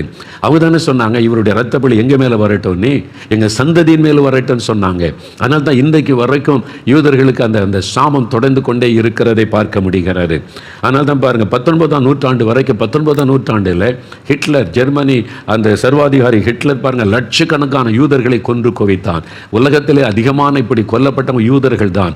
ஏன்னா அந்த ரத்த பலி ஏற்று எங்க மேல எங்க பிள்ளைகள் மேல வரட்டும்னு அவங்கள ஏற்றுக்கொண்டாங்க. அவனுடைய வாயினால். நீதிமொழிகள் 18:21 வாசிங்க, பைபிளை திருப்புங்க. நீதிமொழிகள் 18ஆம் அதிகாரம் 21வது வசனம் பாருங்க. மரணமும் ஜீவனும் நாவின் அதிகாரத்தில் இருக்கும். மரணமும் ஜீவனும் நம்முடைய நாவின் வார்த்தையில் அதிகாரத்தில் இருக்கிறது. நம்முடைய வார்த்தையில் மரணமும் இருக்கிறது, ஜீவனும் இருக்கிறது. அதனால வாயின் வார்த்தைகளை குறித்து ஜாக்கிரதையா இருக்கணும். நிறைய பேர் இந்த வாயின் வார்த்தையினால தங்களுக்கு சாபத்தை தேடிக்கொள்ளுவாங்க. அதனால தான் வாயின் வார்த்தையுடைய பேச்சு சுருக்கமாக இருக்கணும், கவனமாக இருக்கணும். வேதம் எச்சரிக்கிறாரு. கண்டதையும் பேசக்கூடாது, இஷ்டப்படி பேசக்கூடாது, அது உங்களுக்கு சாபமாக்கிவிடும். உங்களுடைய வாயின் வார்த்தையில் மரணமும் இருக்குது, ஜீவனும் இருக்கிறாரு. ஒரு சமயம் ஒரு சகோதரி எனக்கு கடிதம் எழுதியிருந்தாங்க. அது என்னென்னா, அவங்களுக்கு திருமணம் ஆயிற்று, நல்ல ரட்சிக்கப்பட்ட சகோதரி. அவருக்கு கணவர் கிறிஸ்தவர் தான். திருமணம் ஆயிற்று, அவங்களை கர்த்தர் ஆசீர்வதித்தார், அவங்க கர்ப்பம் தரித்தார்கள். ரொம்ப சந்தோஷமாக கணவர் விட்டு வந்து கர்த்தர் என் கர்ப்பத்தை ஆசீர்வதித்து விட்டார்னு சொன்ன உடனே கணவர் என்ன வார்த்தை சொன்னார் தெரியுமா? இந்த குழந்தை வேண்டாம், இந்த குழந்தை வேண்டாம், அது அழிச்சிரு. ஒரு கணவன் வாயிலிருந்து வந்த வார்த்தை. அவங்க சொல்கிறாங்க, என்ன இப்படி சொல்கிறீங்க? குழந்தை என்பது கர்த்தர் கொடுக்குற ஆசீர்வாதம், ஆண்டவர் கொடுக்குற ஆசீர்வாதம், அதை அழிக்கக்கூடாது. அவர் சொன்னார், இல்லை இப்போ வேண்டாம், நமக்கு கொஞ்சம் 5 வருஷம் கழிக்கட்டும், நம்மெல்லாம் செட்டில் ஆகட்டும், பணம்லாம் சம்பாதிச்சு செட்டில் ஆன பிறகு குழந்தை பிறந்தா போதும், இப்போ வேண்டாம், 5 வருஷம் கழித்து கடிச்சா போதும், இந்த குழந்தை அழிச்சிரு, குழந்தை வேண்டாம். அவங்க சொன்னாங்க, அப்படி முடியாது, இது கர்த்தர் கொடுத்தது, அது அழிச்சா அது பாவம், உருவான குழந்தை அழிப்பது பாவம்னு இந்த சகோதரி போராடுறாங்க. ஆனால் அந்த கணவர் விடலை. கிறிஸ்தவராக இருந்தும் துணிகரமாக தினம் வாதிப்பு, மனைவியை வாதிச்சு நீ குழந்தை அழிக்கலாம், டைவர்ஸ் பண்ணிடுவேன், என் கூட வாழ முடியாதெல்லாம் சொல்லி பயங்கரமாக தொந்தரவு கட்டாயப்படுத்தி ஆஸ்பத்திரிக்கு கொண்டு போய் கர்ப்பத்தை அழித்து விட்டார். அவங்களுக்கு ரொம்ப துக்கம். ஆண்டவர் கொடுத்த ஒரு ஆசீர்வாதத்தை இந்த ஆள் வேண்டாம் என்று அழித்து விட்டாரே என்று. ஆனால் அவருடைய தொந்தரவு அவரே போய் கட்டாயப்படுத்தி கொண்டு போய் அவளை வேதனைப்படுத்தி அழித்து விட்டார். இப்போது 5 வருஷம் கழித்து பெற்றுக்கலான்னு சொன்னார்ல, 15 வருஷம் ஆகிவிட்டார், குழந்தை இல்லை. இப்போ எத்தனையோ ஆஸ்பத்திரி எங்கெங்கே கூட்டிகிட்டு போகிறார், குழந்தை இல்லை. அந்த சகோதரி எனக்கு கடிதம் எழுதும்போது அந்த கடிதத்தில் சொல்லியிருந்தாங்க, பிரதர் எவ்வளவோ நான் அழுதேன், கெஞ்சின் அவர்கிட்ட இது தப்பு, இதை பாவம் வேண்டான்னு சொல்லி அவர் கேட்கலை. அந்த வேண்டாம் இந்த குழந்தைன்னார். அவருடைய வாயின் வார்த்தையின்படி இன்றைக்கு வரைக்கும் எங்கள் குழந்தை தரல ஆண்டவர். நீ தானே சொன்ன வேண்டான்னு சொல்லி, நான் கொடுத்த ஆசீர்வாதத்தை வேண்டான்னு இல்லை. 15 வருஷம் ஆகிவிட்ட குழந்தை. இப்போ எனக்கு என் கணவர் மேலே வெறுப்பு வந்து விட்டது, அவரோடு வாழவே எனக்கு பிடிக்கவில்லை, ஒரு சந்தோஷமே இல்லை, இவர் கர்த்தருக்கு விரோதமாய் ஒரு பாவத்தை செய்த மனிதன் என்று அவர் கூட எனக்கு வெறுப்பு தான் காணப்படுகிறது என்று. அதான் உண்மை. அந்த சாபம் பாருங்க, அந்த குடும்பத்தின் சந்தோஷம் சமாதானம் எல்லாம் போய்விட்டது. பணம் இருக்கலாம், கார் இருக்கலாம், வீடு இருக்கலாம், நான் சம்பாதிச்சேன், செட்டில் ஆகிட்டேன்னு சொல்லலாம். சாபம். கர்ப்பத்தில் உருவான குழந்தையை அழிப்பது சாபம். கிறிஸ்தவ பெற்றோர் உங்களுடைய பிள்ளைகளை இதில் கண்டிக்காவிட்டால் நீங்களும் சாபத்துக்கு பங்காளிகள். அதனுடைய விளைவை நீங்கள் சந்திக்க வேண்டியது வரும். உங்களுடைய மகனோ மகளோ இந்த பாவத்தை செய்கிறா கண்டிக்கணும். இது தப்பு, இது ஆண்டவருக்கு விரோதமான பாவம்னு சொல்லணும். நீங்கள் சொல்லாமல் பிள்ளைகளுக்கு ஜால்ரா போட்டிங்கன்னா அந்த சாபம் உங்கள் கண் முன்னால் உங்களுடைய பிள்ளைகளுடைய வாழ்க்கை அழிவதை நீங்கள் பார்ப்பீங்க. சாபம். எப்படி ஒரு குழந்தை அழிக்க முடியும்? உங்களுக்கு தெரியுமா? கருவில் ஒரு குழந்தை உருவாகி அழிச்சிட்டா அந்த குழந்தை பரலோகத்தில் இருக்குது தெரியுமா உங்களுக்கு? நிறைய குட்டி குட்டி பிள்ளைகள்லாம் இருக்காங்களா கர்ப்பத்தில் அழிக்கப்பட்ட. நாளைக்கு ஆண்டவருக்கு முன்னால் போனால் அந்த பிள்ளை சொல்லலை, இவன் தான் என்னை அழிச்சவன், இதுதான் காரணம். எப்படி பரலோகத்துக்கு போக முடியும்? பரலோகத்துக்கு போக முடியாது. குழந்தை அழிச்ச ஒரு கொலைகாரன், ஒரு கொலைகாரி எப்படி பரலோகத்துக்கு போக முடியும்? அது கொலை. கருவில் உருவான ஒரு குழந்தை அழிப்பது ஒரு கொலைக்கு சமம். அதனால் அறிந்து கொள்ளுங்க, அந்த சாபத்தை கொண்டு வாயினால் உண்டான சாபம். வேண்டான்னு சொன்னார்ல, எனக்கு வேண்டான்னு சொல்லி. எனக்கு ஒரு ஊழியக்கார நண்பர் உண்டு. ஒரு சமயம் ஒரு அனுபவத்தை சொன்னார். ஒரு ஊழியத்துக்கு போயிருக்கும்போது ஒரு சகோதரி ஒரு கைக்கு குழந்தை கொண்டு வந்தாங்க. அது அழுதுகிட்டே இருக்குது, வியாதிப்பட்டு எலும்பும் தோலும் ஒரு மாதிரி இருக்குது. ஐயா, எத்தனையோ ஆஸ்பத்திரி கொண்டு போயிட்டேன், எங்கெங்கேயோ பார்த்துட்டேன், குழந்தை சுகமாகலை, கஷ்டப்படுத்திக்கிட்டே இருக்கேன், குழந்தையோட சுகத்துக்காக ஜெபம் பண்ணுங்க அப்படின்னு சொல்லி கையில் கொடுத்தோன்னு அந்த குழந்தையை பார்க்குறேன், எலும்பும் தோலுமாக கஷ்டப்பட்டு அழுது கொண்டே இருக்கிறது, வியாதிப்பட்ட குழந்தை. அவர் ஜெபிக்க கண்ணை மூடுன்னு ஆண்டவர் சொல்லுகிறாராம், இந்த தாய் தான் இந்த குழந்தையுடைய வியாதிக்கு காரணம் அப்படின்னு. இவர் அதிர்ச்சி அடைஞ்சிட்டார். என்ன ஆண்டவரே சொல்கிறீங்க? எந்த தாயாவது குழந்தை வியாதிப்படணும்னு விரும்புவாங்களா? விரும்பலை. ஆனால் அவளுடைய வாயின் வார்த்தையினால் குழந்தை பாதிக்கப்பட்டார். எப்படி ஆண்டவரேன்னா, ஆண்டவர் விளக்கமாக சொன்னார். அந்த குழந்தை கர்ப்பத்தில் இருக்கும்போது, சில சமயம் குழந்தை கருவில் இருக்கும்போது அந்த தாய்மார்களுக்கு வாமிட் வரல சிலருக்கு, சில மாதங்கள் வரைக்கும் சிலருக்கு தொடர்ச்சியாக வாமிட் வந்தால் ரொம்ப பாதிக்கப்பட்டுரும். இவங்களுக்கு இந்த வாமிட் எடுத்து ரொம்ப மனசு வந்து ஒன்னால தானே, இந்த குழந்தை தண்ணி உருவானதுனால தானே. சிலர் கோபத்தில் முறுமுறுத்துருவாங்களே, அப்படி முறுமுறுத்து சனியனை ஒன்னால் நான் கஷ்டப்படுறேன் பாரு, இந்த மாதிரி ஏதோ ஒரு வார்த்தையை சொல்லிட்டாங்க. அதை ஆண்டவர் வெளிப்படுத்தினார். எப்போ அந்த குழந்தைக்கு விரோதமாக அந்த தாய் ஒரு வார்த்தை சொன்னாங்களோ அது சாபமாக்கி விட்டார். அந்த குழந்தை பாதிக்கப்பட்டு விட்டார். ஆண்டவர் சொல்லி அவங்கள்ட்ட கேட்டாங்களா, இந்த குழந்தை கர்ப்பத்தில் இருக்கும்போது நீங்கள் அதிகமாக வாமிட் எடுத்தீங்களா? ஆமாம் பிரதர், ரொம்ப கஷ்டப்பட்டேன் நான், பல மாதம் கஷ்டம். சிலர் கொஞ்ச நாள் இருக்குன்னாங்க, நான் பல மாதம் கஷ்டம். சரி, அந்த கஷ்டத்தில் இப்படி சில வார்த்தைகளை சொல்லி கர்ப்பத்தில் இருக்கிற குழந்தைய நீங்கள் பேசுனீங்களா? அப்படி அதிர்ச்சியோடு பார்த்தாங்க. வேதனை தாங்க முடியாமல் சொல்லிட்டேன் பிரதர். அந்த சாபம் தான் உன் குழந்தையை தாக்கி இருக்கிறது. ஆனால் தான் எந்த ஆஸ்பத்திரிக்கு போனாலும் சுகமாக மாட்டேங்குது. இப்போ நீங்கள் மனம் திரும்பி நான் சொன்ன வார்த்தையை ஆண்டவரே மன்னியும் ஆண்டவர்கிட்ட மன்னிப்பு கேட்டு ஒப்புரவாகி நீங்கள் தான் அந்த விடுதலை பெற்றுக்கொள்ளணும். அப்போ தான் குழந்தைக்கு சுகம் உண்டாகும். ஆண்டவர் அவர் சொல்லி ஆலோசனை கொடுத்து ஜெபம் பண்ணி அனுப்பினாராம். அதனால தான் பாருங்கள், நம்முடைய வாயின் வார்த்தைகளை குறித்து ஜாக்கிரதையாக இருக்கணும். வாயில் ஜீவனும் இருக்கிறது, மரணமும் இருக்கிறாரு. 1 ராஜாக்கள் 17ஆம் அதிகாரம் 17ஆம் அதிகாரம் 12ஆம் வசனம் நீங்கள் வாசித்தீங்கன்னா, அங்கே எலியாவை ஆண்டவர் வந்து சாரிபாத் ஊருக்கு அனுப்புகிறார். விதவை, அந்த விதவை வீட்டுக்கு அனுப்புகிறார். பஞ்ச காலம், நீ போய் அங்கே தங்கியிரு, அவங்க நீ உனக்கு சாப்பாடு தருவாங்க, உன்னை போஷிப்பாங்கன்னு சொல்லி எலியா போய் பேசுகிறார். நீ ஒரு விதவை, ஒரு பையன் இருக்கிறான், எனக்கு ஒரு முதல் ஆடை எனக்கு சுட்டு கொண்டு வான்னு சொன்னான். அவன் என்ன சொல்கிறாள்? 12ஆம் வசனத்தில் பாருங்கள், உம்முடைய தேவனாகிய கர்த்தருடைய ஜீவனை கொண்டு பானையில் ஒரு பிடி மாவும் கலசத்தில் கொஞ்சம் எண்ணெயுமே அல்லாமல் என்னிடத்தில் ஒரு அடையும் இல்லை. உம்முடைய தேவனாகிய கர்த்தருடைய ஜீவனை கொண்டு சொல்லுகிறேன், இதோ நானும் என் குமாரனும் சாப்பிட்டு செத்து போக அதை எனக்கும் அவனுக்கு ஆயத்தப்படுத்துவதற்கு 2 விறகு பொறிக்கினேன் என்றாள். நாங்கள் சாப்பிட்டு செத்து போகிறோம். அவள் வாயிலேருந்து என்ன வார்த்தை வருது பாருங்கள். கொஞ்சமாவது தான் இருக்குது, பஞ்சம், கொஞ்சம் எண்ணெய் தான் இருக்குது. தீர்க்கதரிசி கேட்குற, முதல் அடை எனக்கு சுட்டு கொண்டு வான்னு கேட்டால், நானும் என் பையனும் சாப்பிட்டு செத்து போகிறோம் அப்படின்னு சொல்லி விரக்தியாக சொல்லுகிறாள். அந்த மரணம் என்கிற வார்த்தை நாவில் வந்ததில்லை, அந்த பிள்ளை செத்து போச்சு. கொஞ்ச நாளில் மகன் இறந்துட்டான். அப்படி வாயின் வார்த்தையின்படியே மரணம். அதனால தான் உங்களுடைய வாயில் ஜீவனும் இருக்கிறது, மரணமும் இருக்கிறது. பெற்றோர் உங்களுடைய பிள்ளைகளை சபிச்சிட்டிங்கன்னா அந்த பிள்ளைகள் பாதிக்கப்பட்டுருவாங்க. அதனால தான் பிள்ளைகளை நாயை பேயெல்லாம் திட்டக்கூடாது. நாயை பேயாக தான் அப்புறம் வளரும். உங்கள் வாயின் வார்த்தை வெடிப்பிள்ளை பாதிக்கப்படும். அப்படி சொல்லக்கூடாது. நீ முட்டாள், மக்கு, ஒன்றுக்கு உதவாதவன், இந்த வார்த்தை சொல்லக்கூடாது. அவனை பாரு, இவளை பாரு, அவங்களாம் எப்படி இருக்காங்க, நீ ஒன்றுக்கு உதவ மாட்டேன், மாடு மேய்க்கத்தில் ஆக்கி இந்த வார்த்தையெல்லாம் சொல்லக்கூடாது. ஆசீர்வாதமான வார்த்தை பேசுங்க. நீ நல்லா இருப்ப, இப்போ கொஞ்சமாக இருக்க, நல்லபடி நிறைய மார்க் எடுத்துருவ, நீ சாதிப்ப, நீ வெற்றி பெறுவ. ஆசீர்வாதமான வார்த்தை பேசணும். சாபமான வார்த்தை, தோல்வியான வார்த்தை, பிள்ளைகளுடைய உள்ளத்தை காயப்படுத்துகிற வார்த்தைகளை பேசக்கூடாது. நீ நாசமாக போயிடுவ, ஒன்றும் இல்லாமல் போயிடுவ, நீ பாரு, அப்படிலாம் வார்த்தைகளை பெற்றோர் பிள்ளைகளை பார்த்து சொல்லக்கூடாது. அந்த வாயின் வார்த்தையில் ஒரு வல்லமை இருக்கிறது, மரணமும் இருக்கிறது, ஜீவனும் இருக்கிறது. இப்படி தங்களுக்கு தாங்களே தங்கள் குடும்பத்திற்கு சாபத்தை உண்டாக்கி கொண்டவர்கள் கூட நிறைய பேர் இருக்கிறாங்க. அந்த குடும்பத்தில் தான் இருப்பாங்க. இந்த குடும்பம் விளங்குமா அப்படிம்பாங்க. இந்த மாதிரி இருக்குது, நீங்களே விளங்குமான்னு சொன்னால் அந்த குடும்பம் பாதிக்கப்பட்டு போயிடும். உங்கள் வாயின் வார்த்தையில் ஒரு வல்லமை இருக்கிறது என்பதை அறிந்து கொள்ளுங்க. மரணமும் இருக்கிறது, ஜீவனும் இருக்கிறது. அதனால தான் தற்கொலை செய்ய போகிறேன், செத்து போகிறேன், இந்த வார்த்தை சொல்லக்கூடாது. யாராவது பிள்ளைகள் பேசினா உடனே கண்டித்து அதை வாபஸ் வாங்க வைக்கணும். அப்படி சொல்லாத, நீ வாழணும், ஆண்டவர் நல்லா வைப்பார்னு சொல்லு, அப்படி சொல்லணும். செத்து போகிறேன், தற்கொலை பண்ணி செத்துருவேன், இனிமே அவ்வளோதான். இந்த மாதிரி வார்த்தைகள், அவிசுவாசமான வார்த்தைகளை வாயிலிருந்து வரக்கூடாது. அதில் மரணமும் இருக்கிறது, ஜீவனும் இருக்கிறது. நீ நல்லா இருப்ப, இன்னைக்கு கஷ்டப்படுறேன், நாளைக்கு ஆண்டவர் நல்லா வைப்பார், இதிலிருந்து வெளியே வருவேன், விசுவாசத்தோடு அப்படி சொல்லுங்கள். பாருங்கள், சிலர் எனக்கு காய்ச்சல் அடிக்கிற மாதிரி தெரியுதும்பாங்க. வாயில் ஏன் அப்படி எனக்கு காய்ச்சல் வர்ற மாதிரி இருக்குது, எனக்கு சொன்ன மாதிரியே வந்துடும். சிலருக்கு அப்படி தான், அவங்களுடைய வாயின் வார்த்தையினாலேயே வியாதியை வருவித்துக் கொள்வது. ஆமாம், எனக்கு இப்படி வந்துடும் போல் இருக்குது. நீங்கள் அப்படி நீங்களே கற்பனை பண்ணி சொல்லணும். உங்களுடைய வாயின் வார்த்தைகளை குறித்து ஜாக்கிரதையாக இருக்கணும்.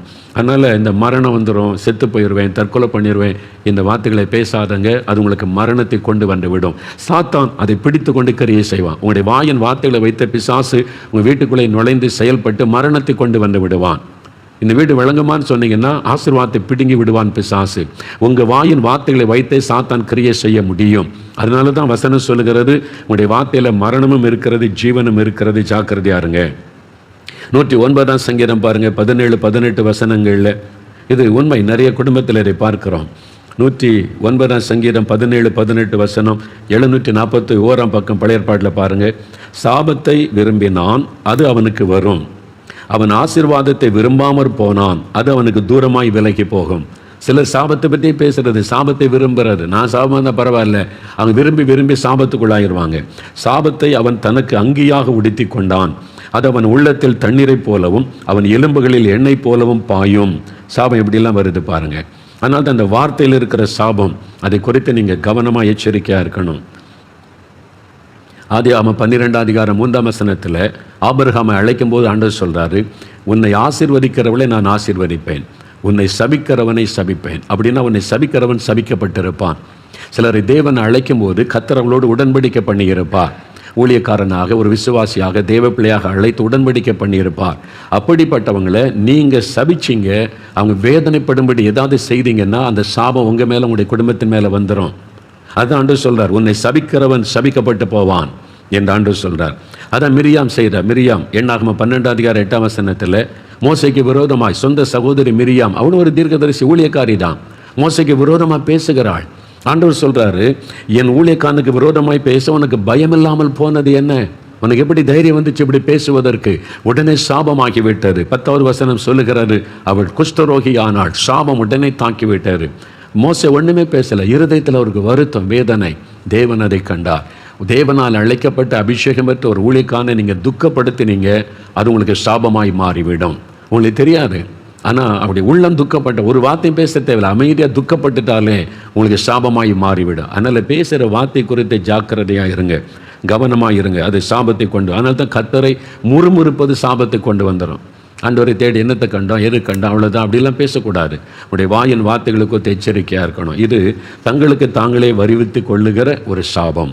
சரி, இப்போது தேவனிடத்திலிருந்து சாபம், ஏதோ ஒரு பாவம் செய்துட்ட சாபம், என் முன்னோருடைய பாவத்தினால சாபம் தொடருது. நான் என்னை யாரும் சபிச்சிட்டாங்க, சிலர் என்னால் பாதிக்கப்பட்டு நான் சாபத்துக்குள்ளாயிட்டேன், என் வார்த்தையினாலே எனக்கு சாபம் ஆயிட்டு. இப்போ விடுதலை பெறுவது எப்படி?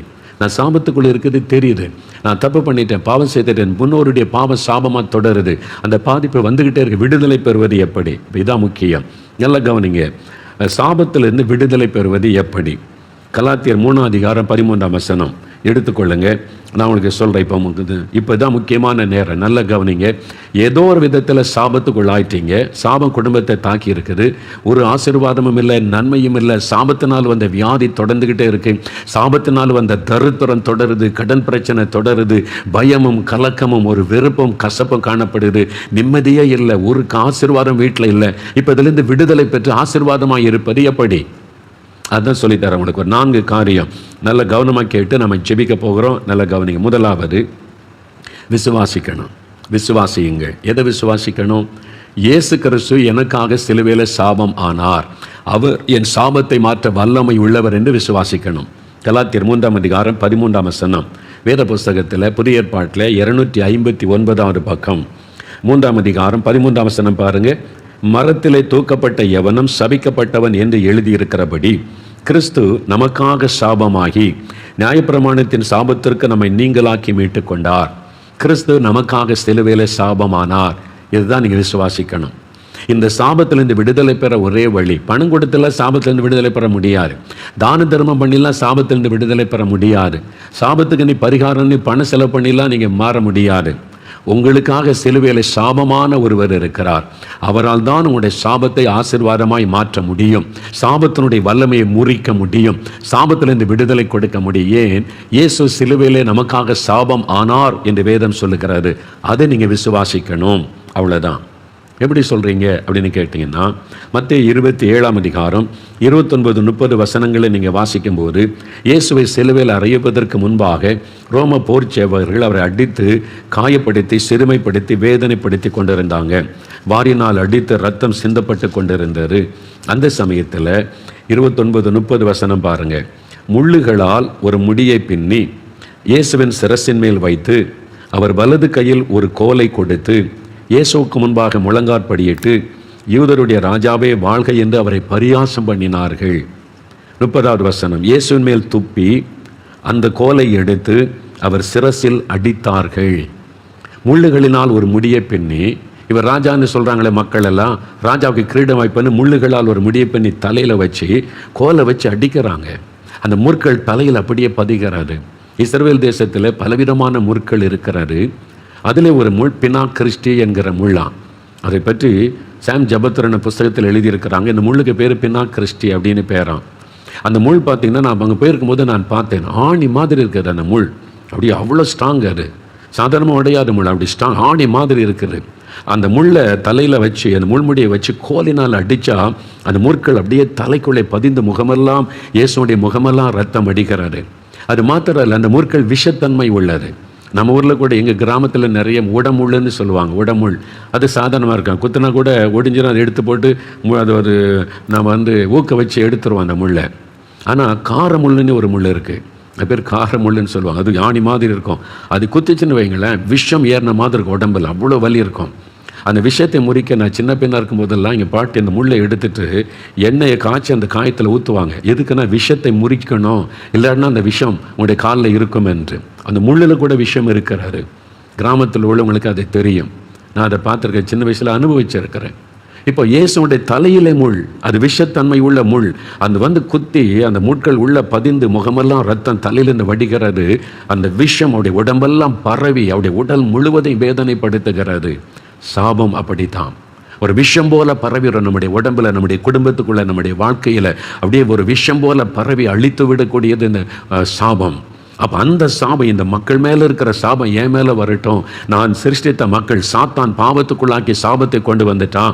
என் ஜனத்தை சாபத்திலிருந்து நான் விடுதலையாக்கணுமே, இந்த சாபம் என் மேலே வரட்டும், என் தலையில் ஏற்றுக்கொள்கிறேன் என்று முழு உலக மக்களின் சாபங்களை தன்மேலே இயேசு ஏற்றுக்கொண்டு சிலுவையிலே சாபம் ஆனார் என்று வசனம் சொல்லுகிறது. முற்கள் சாபத்தை குறைக்குன்னு சொன்னல. ஆதியாகமம் 3:17-18 வசனத்தில் ஆண்டவர் முதலாவது இந்த உலகத்தை உண்டாக்கும் போது முற்களை உண்டாக்கவே இல்லை. பணம், பழ வர்க்கங்கள், பூக்கள், மலர்கள், மனிதனுக்கு ஆசீர்வாதமான மூலிகைகளை உண்டாக்கினான்னு பைபிளில் இருக்கு. முற்கள் உண்டாக்கப்படலை. மனிதன் பாவம் செய்து சாத்தான் சாபத்தை பூமியில கொண்டு வந்தபோது பூமி சபிக்கப்பட்டது. அப்போதான் பூமியில முற்கள் முளைக்க ஆரம்பித்தது என்று வேதம் சொல்லுகிறாரு. அப்போ முற்கள் சாபத்தை குறிக்கும். நிறைய முள்ளு மரம் இருக்குன்னு வைங்களேன், அந்த பகுதியை ஸ்தாபிக்கப்பட்டதாக இருக்கும் பாருங்க, வறட்சி ஆயிரும். நீங்களே பாருங்களேன், அது மாதிரி முள் மரமே இல்லாத இடம் பார்த்தீங்கன்னா செழிப்பாக இருக்கும். அது சாபத்தை குறிக்க. சில தேசத்தில் முள் மரமே இருக்கிறது இல்லை. நம்ம நாட்டில் சில பகுதிகளில் நிறைய முள்ளு மரங்கள், அந்த இடம்லாம் வறட்சியாக இருப்பதை நீங்கள் பார்ப்பீங்க. அது சாபத்தை குறிக்கிற ஒரு காரியம். ஆனால் எந்த சாபத்தையும் மாற்ற இயேசுவால முடியும். அது உங்கள் பாவத்தினால் உண்டான சாபமாக இருக்கலாம், உங்களுடைய பரம்பரையாய் முன்னோருடைய சாபம், ஜெனரேஷன் கர்ட்ஸ், பரம்பரையாய் தொடர்ந்து வருகிற சாபமாக இருக்கலாம். ஒரு மனிதர் உங்களை சபித்ததினால் உண்டான சாபமாக இருக்கலாம், உங்களுக்கு நீங்களே அறியாமையினாலே வருவித்து கொண்ட சாபமாக இருக்கலாம். எந்த சாபத்தையும் முறித்து அதை மாற்றக்கூடிய வல்லமை இயேசுவின் இரத்தத்திற்கு உண்டு. அவர் அதற்காக தான் சிலுவையில் சாபம் ஆனார். இதை நீங்கள் விசுவாசிக்கணும். எனக்காக இயேசு சிலுவையில் சாபம் ஆனார், அவர் எனக்கு அந்த சாபத்திலிருந்து விடுதலை தருவார் என்று முதலாவது விசுவாசித்தீங்கன்னா இன்றைக்கு உங்களுடைய சாபத்திலிருந்து விடுதலை பெற்றுக்கொள்ள முடியும்.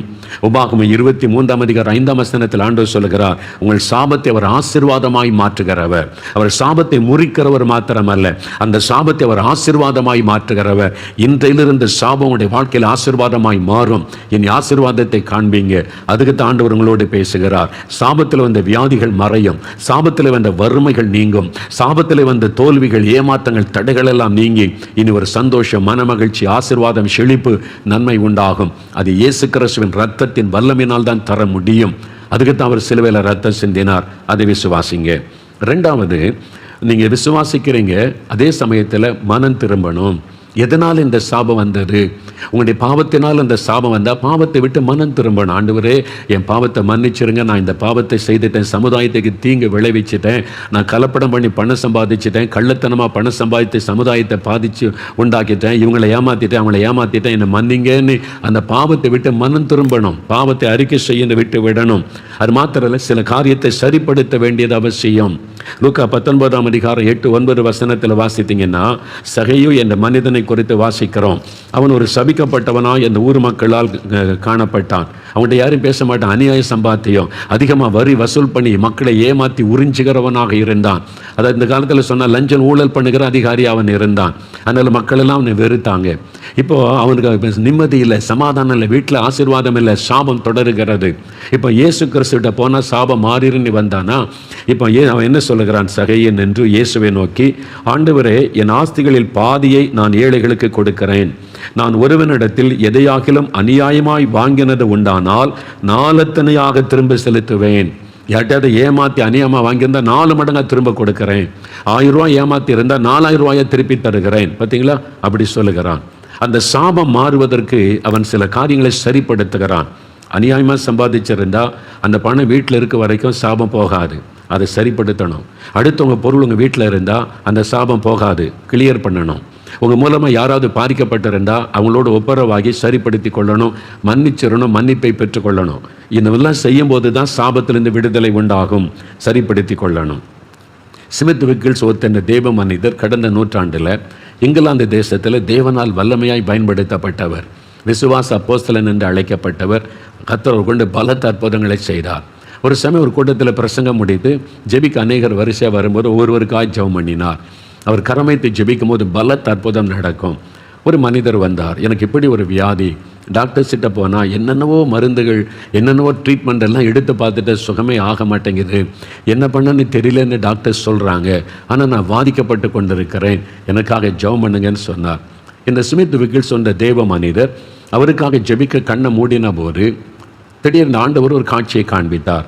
உடனே கண்ணை திறந்து அவரை பார்த்து கேட்டார், 10,000 பவுண்டு என்று ஆண்டவர், இங்கிலாந்தில் பவுண்டு அதான் அவனுடைய மணி பேர், நம்ம ரூபாய்ன்றல பவுண்டு, 10,000 பவுண்டின் என் கண் முன்னால் தேவன் ஒரு காட்சியை காண்பிக்கிறார். 10,000 பவுண்டுக்கும் உனக்கு என்ன சம்பந்தம்? இதில் ஏதோ ஒரு காரியம் இருக்கும், வியாதிக்கும் அதுக்கு சம்பந்தம் இருக்கிறது. 10,000 பவுண்டுன்னு எனக்கு ஆண்டவர் காண்பிக்கிறார், என்ன விஷயம் என்று கேட்டார். அவர் நடுங்கி போனார். அவர் சொன்னார், ஐயா, என் சகோதரன் நானும் சேர்ந்து தான் பிஸ்னஸ் பண்ணோம், சேர்ந்து தான் சம்பாதிச்சோம். என் சகோதரன் சமீபத்தில் மரித்து விட்டான். அவன் மரித்ததுனால சொத்தெல்லாம் பகிர்ந்து என் சகோதரனுடைய மனைவி பிள்ளைகளுக்கு வீடு நிலங்கள் சிலதெல்லாம் கொடுத்தேன். ஆனால் பேங்கில் 20,000 பவுண்டு இருக்கிறது. அதில் 10,000 பவுண்டு என் சகோதரன் மனைவிக்கு தான் போனேன், அந்த விதவைக்கு. நான் சொல்லிட்டேன், உங்களுக்கு வீடு தந்திருக்கேன், நிலம் தந்திருக்கிறேன், பணம் தரமாட்டேன்னு சொல்லிட்டேன். அப்போ நியாயமாக அந்த விதவைக்கு கொடுக்க வேண்டிய 10,000 பவுண்டை தரமாட்டேன்னு ஏமாற்றிட்டார். அதைத்தான் ஆண்டவர் காமிச்சு, அதைத்தான் காமிச்சிருக்கிறாரோ, அதுதான் நீ ஒருத்தரை ஏமாற்றி பணம் எடுத்திருக்கிறல்ல, ஒரு விதவை ஏமாற்றி இருக்கல்ல, உன் சொந்த சகோதரனை ஏமாற்றி வஞ்சித்திருக்கிறல்ல, அதான் இந்த வியாதி. சாபம் வந்து விட்டது. உன்னை யாரும் காப்பாற்ற முடியாது, எந்த ஆஸ்பத்திரியும் காப்பாற்ற முடியாது. ஒரே வழி, அந்த $10,000 கொண்டு போய் என் சகோதரன் மனைவிகிட்ட கொடுத்து என்னை மன்னிச்சிரு, ஆசீர்வதின்னு கேளு, அப்போ தான் உனக்கு வியாதி மாறும். அதான் ரிசல்ட்டு. இதை சரிப்படுத்தணும். பார்த்தீங்களா, நிறைய பேர் நினைக்கிற எல்லா பாவம் செஞ்சுட்டு ஏசிக்கிட்டு வந்து மன்னிச்சிருங்கன்னு கேட்டால் மன்னிச்சிருவார், பரலத்து போலன்னு நினைக்கிறாங்க. போக முடியாது ஐயா. அது சகையு பாருங்கள், ஆஸ்திகளில் பாதி ஏழைகளுக்கு கொடுக்கிறார், அநியாயமை வாங்கினதை 4 மடங்காக திருப்பி கொடுக்கிறார். ஏசன்னான்னு ஒரு பாஸ்டர் ஆந்திராவில் எனக்கு நல்ல நண்பர், இப்போ ஒரு தேவனுடைய ராஜ்யத்தில் இருக்கு. ஒரு சமயம் ஒரு நடந்த சம்பவத்தை எனக்கு சொன்னார். அவங்க சபை விசுவாசி, வட இந்தியாவில் இருந்தாங்க, இப்போ இந்தியாவுக்கு வந்துட்டு எங்கள் சபைக்கு தான் வருவாங்க. அப்படி மனைவி வியாதிப்பட்டு மரணப்படுக்கையில் ஆயிட்டாங்க. இவர் நல்ல விசுவாசி, சபையிலெல்லாம் ஜெபிச்சாங்க. ஒரு நாள் சொன்னார், பாஸ்டர் எங்கள் வீட்டில் வந்து மனைவிக்கு ஜெபம் பண்ணுங்க சொன்னோன்னே சரி என்று இவர் போனார். அப்படி மனைவி மரணப்படுக்கையில் இருக்கிறாங்க. எவ்வளவோ ஜெபம் பண்ணியாச்சு, சுகம் இல்லை. ஆஸ்பத்திரிக்கு போயாச்சு, சுகம் இல்லை. மரணக்கட்டு எழும்ப முடியல, அவ்வளோதான். உடனே ஜெபம் பண்ணுங்க பாஸ்டர்னு இவர் போய் படுக்க பக்கத்துலேருந்து கண்ணை மூடி இயேசுவேன்னு சொன்னார். அவர் கண் முன்னாலே தேவன் ஒரு காட்சியை காண்பித்தாராம். என்னடா இப்படி ஒரு காட்சி வருதுன்னு அவரால் நம்ப முடியல, சொல்லாமல் அவர்கள் திரும்ப திரும்ப அந்த காட்சி வருது. என்னன்னு கேட்டால், சப்பாத்தி சுடுற கல் இருக்குல்ல, சப்பாத்தி சுடுவாங்க. அது நார்த் இந்தியாவில் அங்கே மெயின் உணவுன்றதுனால நல்ல விதவிதமான சப்பாத்தி சுடுற கற்கள் இருக்கும். அந்த பாத்திரம், அந்த தோசைக்கல் மாதிரி சப்பாத்தி கல், அது வந்து அப்படியே ஆடுதான் அவர் கண் முன்னால். இவர் கண்ணை மூடி இவங்களோட சுகத்துக்கு ஜெபிச்சா சப்பாத்தி கல் வந்து ஆடுதான். இவருக்கு புரியல, இது எதுக்கு நமக்கு தெரியுது. 2-3 முறை ஜெபிச்சா 2-3 முறையும் அதே மாதிரி. உடனே இவர் என்ன பண்ணார், கணவர் பார்த்து, ஆண்டவர் வந்து சப்பாத்தி கல்லை காமிக்கிறாரு, அதுக்கும் உங்களுக்கு என்ன சம்பந்தம் அப்படின்னு கேட்டார். அந்த கணவர் சொன்னார், இது தானே என் மனைவிட்ட சொல்லி கேட்கலையே. இவருக்கு அதிர்ச்சி, என்னது சப்பாத்தி கல்லுக்கு இந்த அம்மா வியாதிப்பட்டதுக்கு என்னங்க சம்பந்தம் இருக்குது. கணவர் சொன்னார், வட இந்தியாவில் நாங்கள் இருந்தோம்ல, அப்போ எங்கள் பக்கத்து வீட்டில் ஒரு நார்த் இந்தியன் ஃபேமிலி இருந்தாங்க. அவங்க தினம் சப்பாத்தி சுடுவாங்க, மெயின் உணவு அவங்களுக்கு அதானே. அப்போ எண்ணெல்லாம் போடாமல் சப்பாத்தி சுடுற ஒரு கல், நானும் ஏதோ ஒரு கல்லெல்லாம் வாங்கி கொடுத்தேன், இது சரியாக வரமாட்டேங்குதுன்னு அவங்க வீட்டில் இரவலுக்கு கொஞ்சம் கொடுங்க சப்பாத்தி கல்லை, நான் உங்களுக்கு தந்து விடுகிறேன்னு என் மனைவி இரவலுக்கு வாங்கினதை அதில் வச்சு சுட்டு அவங்களுக்கு ரொம்ப திருப்தியாக நல்லா இருந்துச்சு. அந்த கல் மேலே ஆசை வந்து விட்டார். இப்போ அங்கேருந்து அவங்க இந்தியா, அவங்க தென்னிந்தியாவுக்கு திரும்பி வரணும் சொந்த ஊருக்கு. அவங்க இப்போ புறப்படுறாங்க, வேலை முடிஞ்சு டிரான்ஸ்ஃபர் ஆகி வரும்போது பக்கத்து வீட்டிலேருந்து வாங்கின சப்பாத்தி கல் திருப்பி கொடுக்கல, அதையும் பேக் பண்ணுறாங்க. அவருடைய கணவர் சொன்னாரா, இது பக்கத்து வீட்டு அவங்களுக்கு உள்ளது இல்லை, அது கொடுத்துருவான்னா, இல்லை இது ரொம்ப நல்லா இருக்குது, நம்ம ஊரில் இப்படி கல்லுலாம் கிடைக்காது, இதை கொண்டு போயிடலாம். அவங்களே கேட்கல, மறந்துட்டாங்க. இல்லை அது தப்பு, அடுத்தவங்கள்ட்ட கல்லுக்கு வாங்கின திருப்பி கொடுத்துரு, அல்லது போய் சொல்லு இது மாதிரி எனக்கு தாங்க நீ கேளு அப்படிலாம். இல்லை அவங்களே மறந்துட்டாங்க, சும்மா இருங்க, நீ பேக் பண்ணி கொண்டு வந்துட்டாங்க. இப்போ அந்த வீட்டை தேடி இருப்பாங்கல்ல, ஒரு இரவெல்லாம் ஒரு கல் கொடுத்தேன் திரும்பி தரலையே, அது அவங்க தேடும்போது நினச்சிருப்பாங்கல்ல, அடுத்தவங்களுடைய பொருளை இச்சிப்பதே ஒரு பாவம், அது அவங்களுக்கு தெரியாமல் திருடி கொண்டு வருவது ஒரு பாவம். அவங்க நம்பி கொடுத்ததை திருப்பி தருவாங்கன்னு நம்பி கொடுத்ததை திருப்பி கொடுக்காமல் இருந்து நம்பிக்கை துரோகம். எவ்வளோ பாவம் அதுக்குள்ளே இருக்குது பார்த்தீங்களா? நம்ம நிறைய பேர் இதெல்லாம் நினைக்கிறது இல்லை, சாதாரணமாக எடுத்துக்கொள்கிறோம். ஆனால் அதனுடைய பாதிப்பு தான் இன்றைக்கு அந்த சாபம். அந்த குடும்பம் வேதனைப்பட்டிருப்பாங்க, நம்ம கல் கொடுத்தமே தராமல் போயிட்டாங்களேன்னு சொல்லி. அது சாபமாய் மாறிவிட்டது, பாதிப்பை உண்டாக்கி விட்டு. கர்த்தர் அதை காமிக்கிறார். இவருக்கு எப்படி தெரியும்? கர்த்தரை காமிக்கிறார். ஜெபிக்கும் போது சுகத்துக்காக ஜெபிக்கும், இதுதான் தடை. அவர் சொன்னார், இந்த சப்பாத்தி கல்லை திருடி கொண்டு வந்தது இந்த சுகம் பெறுவதற்கு தடை, அது ஒரு கேர்ட்ஸு. இன்னொருத்தருடைய பொருளை இச்சித்தீங்களே, திருடி கொண்டு வந்தீங்களே, அது கேட்டு வாங்கியிருக்கலாம், அப்படி தப்பு இல்லை. ஆனால் நீங்கள் நம்பிக்கை துரோகம் பண்ணி கொண்டு வந்துட்டீங்க. நம்பி கொடுத்ததை தெரியாமல் வந்திருந்தால் அது கூட கண்டுபிடிச்சு திருப்பி கொடுக்கணும். ஆனால் வேணும்னே நீங்கள் கொண்டு வந்தீங்களே, அது எவ்வளோ பெரிய தவறு. அந்த கணவர் சொன்னார், இதை மனைவிட்ட அப்போவே நான் சொன்னேன், கேட்கல. இப்போ அந்த சகோதரி படுக்கையில் கண்ணீர் வடிக்கிறாங்க பாருங்கள். நிறைய பேர் நம்ம உணர்வதே இல்லை. ஏதோ ஒரு காரணம் இருக்கிறத யோசிங்க. காரணம் இல்லாமல் இட்ட சாபம் தான் தங்காது. ஒரு காரணம் இருந்தால் அது உங்களை பாதித்து கொண்டே இருக்கும். நீங்கள் ஏன் பாதிக்கப்பட்டு கொண்டே இருக்கிறீங்க? ஏன் சுகமாக மாட்டேங்க? ஏன் டாக்டர்ஸால் கண்டுபிடிக்க முடியல? ஏன் மருந்துகள் வேலை செய்ய மாட்டேங்குது? யோசித்து பாருங்க. சரிப்படுத்தணும்.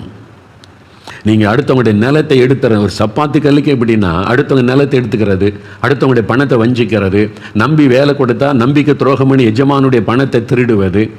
ஒரு ஆர்கனைசேஷன்லேருந்து கொஞ்சம் கொஞ்சமாக பணத்தை திருடிட்டு போய் இவர் ஒரு ஆர்கனைசேஷன் ஆரம்பிச்சிருவார். ஆசீர்வாதமாக இருக்குன்னு நினைக்கிறீங்க?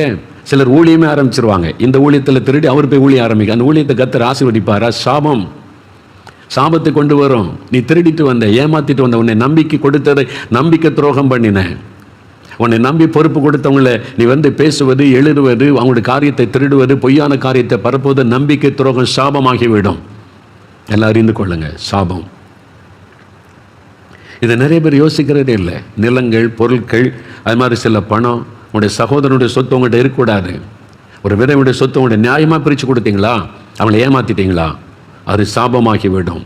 ஆண்டவர் எல்லாத்தையும் பார்த்து கொண்டு இருக்கிறார். மனிதனை ஏமாற்றல, ஆண்டவர் ஏமாற்ற முடியாது. நீங்கள் காணிக்க கொடுத்தெல்லாம் அவரை சமரசம் பண்ண முடியாது. சரிப்படுத்தி கொடுக்க வேண்டியதை திருப்பி கொடு, அவன் நிலத்தை கொடுத்துரு, அவன் பணத்தை திருப்பி கொடு. அப்போ தான் அந்த சாபம் மாறும். அப்போ மனம் திரும்பணும். முதல்ல விசுவாசிங்க, ஆண்டவர் மன்னிக்க ஆயத்தம். ஆனால் நீங்கள் மனம் திரும்பணும், சரிப்படுத்தணும். அப்போ தான் ஆண்டவர் மன்னிப்பார். சரிப்படுத்தாமல் அடுத்தவங்க பொருளை திருடி வச்சுக்கிட்டு கர்த்தரே மன்னிச்சிருங்க ஆசீர்வதிங்கன்னா எப்படி ஆசீர்வாதம் வரும்? இயேசு கிறிஸ்துட்ட அதெல்லாம் நடக்காது. மற்ற சரிப்படுத்தணும். மூன்றாவது, இயேசுவை நீங்கள் ஏற்றுக்கொள்ளணும். அவர் தான் சாபத்தை மாற்ற முடியும். அவர் மூலமாக தான் அந்த சாபம் ஆசீர்வாதமாக மாற முடியும். அப்போ ஆசீர்வதிக்கிற ஆண்டவர் உங்களுடைய வாழ்க்கையில் வரணும். அவர் தான் சாபத்திலிருந்து விடுதலை கொடுத்து உங்களுடைய லைஃபை ஆசீர்வாதமாய் மாற்றக்கூடியவர். ஒரு சமயம் ஒரு குடும்பத்தார் தூர இடத்துலேருந்து என்னை பார்க்க 4 மாடிக்கு வந்திருந்தாங்க. அந்த குடும்பத்தை அவங்க கணவர், அது பேர் தாய் தகப்பன், அது மாதிரி ஒரு வாலிப மகள் கையில் குழந்தையோடு வந்திருந்தாங்க. அவருடைய கணவர், ஒரு பெரிய ஃபேமிலி. அதில் எல்லாம் பார்த்தா கிறிஸ்தவங்க இல்லை. அது மாதிரி தான் அவளை பார்த்தோன்னே தெரிந்து விட்டார். அந்த கையில் குழந்தை வச்சிருக்கிற வாலிப மகள் தான் பேசினாங்க. எங்கள் அப்பா, அம்மா, என் சகோதரன், என் கணவர் எல்லாத்தையும் அறிமுகப்படுத்திட்டு ஒரு காரியம் சொன்னாங்க. ஐயா, எங்கள் குடும்பத்து மேலே ஒரு சாபம். அது சாபம்னா முன்னோருடைய ஏதோ ஒரு பாவத்தினால சாபம் தொடர்ந்து இவங்களுடைய சகோதரன் சகோதரி அவங்களுடைய கை கால்கள் எல்லாம் ரெட்டையாக இருக்கும், மாட்டுக்கால மாதிரி அப்படி ரெட்டையா. அவங்களுடைய குழந்தைகள் கூட 2வது தலைமுறையில் பிறந்த குழந்தைகள் கூட மாட்டு கால்களைப் போல விரல்கள், கால், கையில் அப்படி ரெட்டையாக இருக்குமா, அப்படியே விரிஞ்சு ரெட்டையாக. அது எங்கள் கிராமத்தில் எங்கள் சொந்த குடும்பத்தில் பார்த்துருக்குறேன். அவங்களும் அதை சொன்னாங்க. அந்த சகோதரி எங்கள் வீட்டில் அது ஒரு கேர்ட்ஸு. அப்போ அந்த தகப்பனாச்சுன்னா, எங்கள் தாத்தா, எங்கள் அப்பா, எங்களுடைய தாத்தா யாரோ ஏதோ ஒன்று பண்ணியிருக்கிறாங்க, அந்த இரத்த பழி சாபமாக தொடருது. அதனால அவங்க அப்பா பாருங்க, இந்த சாபம் மாறுவதற்கு என்னென்னவோ பரிகாரம் செய்கிறாங்களே. எவ்வளோ பண செலவு, பெரிய பணக்காரங்க பண செலவு பண்ணி அங்கே இங்கே யார் யார் என்ன சொல்கிறாங்களே எல்லா பரிகாரமும் பண்ணி பண செலவு பண்ணி பார்த்தோம், சாபம் மாறவில்லை. அவருடைய தகப்பனார் வேதனையோடு சொல்லுவாராம், என்ன பண்ணுறதுன்னு தெரியல, நம்ம குடும்பத்தை இந்த சாபம் போட்டு வதைக்கிறது. எங்கள் அப்பா என்ன பண்ணாரோ தெரியல, தாத்தா என்ன பண்ணாரோ தெரியலையே, ஏதோ ஒரு சாபம் தொடருதே அப்படின்னு வருத்தப்படுவாராம்.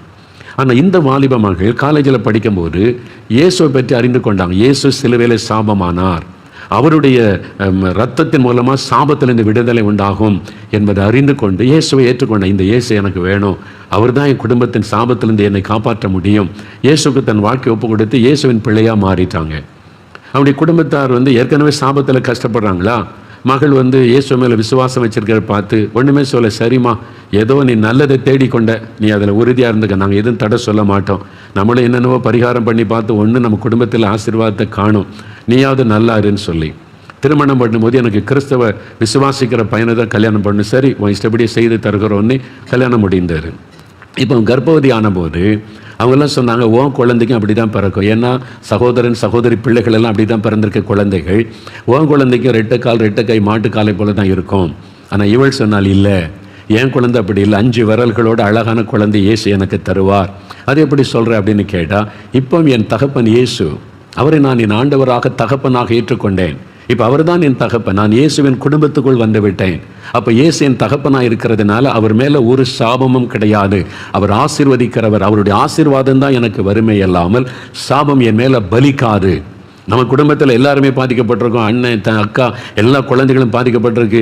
யார் பாதிக்கப்பட்டாலும் நான் இப்போ இயேசுவுக்கு சொந்தம், இயேசுவின் குடும்பத்துக்குள்ளே வந்துட்டேன். அவர் தான் என் தகப்பன், ஜீசஸ் ஜெனரேஷன், அவருடைய குடும்பம், அவருடைய ஆசீர்வாதம் தான் வரும். பார்க்கலாம், எல்லாம் சவால் விட்ட பார்ப்போம், குழந்தை பிறகிட்டு பார்ப்போம், பார்க்கலாம். இவள் கண்ணீரும் ஜெபம் பண்ணினாள், ஆண்டவரே நான் உம்முடைய பிள்ளை, நான் நீர் தான் என் தகப்பன், உம்முடைய ஆசீர்வாதத்துக்குள்ளே வந்துட்டேன், எந்த முன்னோருடைய சாபமும் என்னை தொடரக்கூடாது, இயேசுவின் ரத்தத்தின் வல்லமையினால் சாப கட்டுகள் அறுக்கப்பட்டு போகட்டும் விசுவாசத்தோடு ஜெபம் பண்ணினாங்க. குழந்தை பிறந்தது. எல்லாரும் ஓடி போய் குழந்தை கை விரல் கால் விரலை பார்த்தாங்க. 5 விரல்களோட அழகான குழந்தை. அந்த குழந்தை தூக்கிட்டு வந்த அந்த சகோதரனுக்காம், ஐயா பாருங்க ஐயா, என்னுடைய குழந்தை ஆண்டவர் அழகான குழந்தை தந்திருக்கிறார், என்னை சாபத்தில் இந்த ஆண்டவர் விடுவித்து விட்டார். ஜெனரேஷனாக சந்ததியாய் தொடர்ந்து வந்த சாபம் மாறிவிட்டார். இயேசுவுக்குள்ளே வந்துட்டா சாபக்கட்டு மாறிவிடும். அதான் ஆண்டவர் சொல்லுகிற காரியம். வெளிநாடு ஒன்றில் ஒரு கணவன் மனைவி, நல்ல ஆண்டவருடைய பிள்ளைகள், செபிக்கிறவங்க, விசுவாசிகள். அவங்களுக்கு ஒரு பையனும் ஒரு பொண்ணு, 2 குழந்தைகள். ஆஸ்பத்திரியில் ஒரு குழந்தை அனாதையாக விடப்பட்டு விட்டார். தாய் போட்டு விட்டு போய் விட்டாள். அதை கேள்விப்பட்டு இவங்க போய் அந்த குழந்தையை தத்தெடுத்து கொண்டாங்க. சரி, பெண் குழந்தை நாங்கள் தத்தெடுத்து கொள்ளுகிறோம், எங்கள் வீட்டில் குழந்தையாக வளரட்டும்னு சொல்லி சொந்த குழந்தை 3வது குழந்தையாய் வளர்த்து வந்தாங்க. நல்லா அவங்க சர்ச்சுக்கு போவாங்க, ஜெபிப்பாங்க, பிள்ளைகள் எல்லாம் ஆவிக்குரிய வாழ்க்கையில் வளர்த்து வந்தாங்க. எல்லாம் நல்லா போச்சு. 3 பிள்ளைகளும் டீனேஜ் பருவம் வந்த உடனே தத்தெடுத்த அந்த பெண் குழந்தை வழி தவற ஆரம்பித்தாள், தப்பாய் நடக்க ஆரம்பித்தாள், உலக போக்கிலே போக ஆரம்பித்தாள். இவங்க ரொம்ப பாரமாயிற்று. மற்ற 2 பிள்ளைகளும் நல்லா இருக்காங்க, இந்த பிள்ளை மாத்திரம் பாவத்தில் ஒரு மாதிரி கேடான வழிகளிலே போகிறாள், தாறுமாறாய் நடக்கிறாள், பாய் ஃப்ரெண்டு, குடிக்கிறது, வெறிக்கிறது, அப்படிலாம் போகிறாள். இவங்க கூப்பிட்டு சொன்னாங்க, நம்ம ஆண்டவருடைய பிள்ளைங்க உலக மக்களை போல் இருக்கக்கூடாது, நம்ம ஆண்டவருடைய பிள்ளைகள் எவ்வளோ சொல்லி பார்த்தாங்க, சரின்னுமா அப்படி தான் வாழுவாள். அப்போ ரொம்ப இவளுக்கு துக்கமாகி விட்டது. இவளை சொன்னாலும் கேட்க மாட்டேங்கிறா, கண்ட்ரோல் பண்ண முடியல, என்ன பண்ணுறது? இவங்க ஆண்டவர்கிட்ட போய் தாயின் தகப்பன் உபவாசம் பண்ணி ஜெபித்தாங்க. ஆண்டவரே, இந்த மகள் இப்படி பண்ணுறாலே நாங்கள் என்ன செய்கிறது? அப்போ ஆண்டவர் ஒரு காரியத்தை வெளிப்படுத்தி காண்பித்தார். நீங்கள் தத்தெடுத்து வளர்த்தீங்களே இந்த மகள், அவளுடைய தாய் ஒரு வேசியாக வாழ்க்கை வாழ்ந்தவள். அவள் ஒழுக்கக்கேடான வாழ்க்கை வாழ்ந்து ஒரு வேசிக்கு பிறந்த குழந்தை அது. அவள் இந்த பாவத்தில் பிறந்ததுனால அந்த தாயினுடைய கேர்ட்ஸ் ஃபாலோ பண்ணுது, அந்த சாபம் அவளை தொடருகிறது. அதனால் அந்த டீனேஜ் பருவம் வந்த உடனே அந்த ஆவி அவளை தாக்கி அவளை பாவத்துக்குள்ளே கொண்டு போகிறது. அது சாபத்தினால் வந்தது. அப்போதான் அவனுக்கு ரகசியம் வெளிப்படுத்தப்பட்டது. இப்படி ஒரு காரியம் இருக்குதா ஆண்டவரே, அப்போ நாங்கள் என்ன பண்ணுறது? இந்த மகளை சரிப்படுத்த ஆண்டவர் ஒரு ஆலோசனை கொடுத்தார். அவகிட்ட விவரத்தை சொல்லி அவள் தான் தீர்மானம் எடுக்கணும், ஒன்று சாபமா ஆசீர்வாதமா. அவள் எனக்குள்ளே வந்தால் ஆசீர்வாதம், நான் இப்படி தான் வாழ்வேன் என்றால் சாபம். அவள் தான் முடிவு எடுக்கணும். அவளை முடிவெடுக்க வைத்து நீங்கள் ஜெபிச்சிங்கன்னா என் ரத்தத்தின் வல்லமையினால் சாபம் மாறும் என்று ஆண்டவர் சொன்னார்.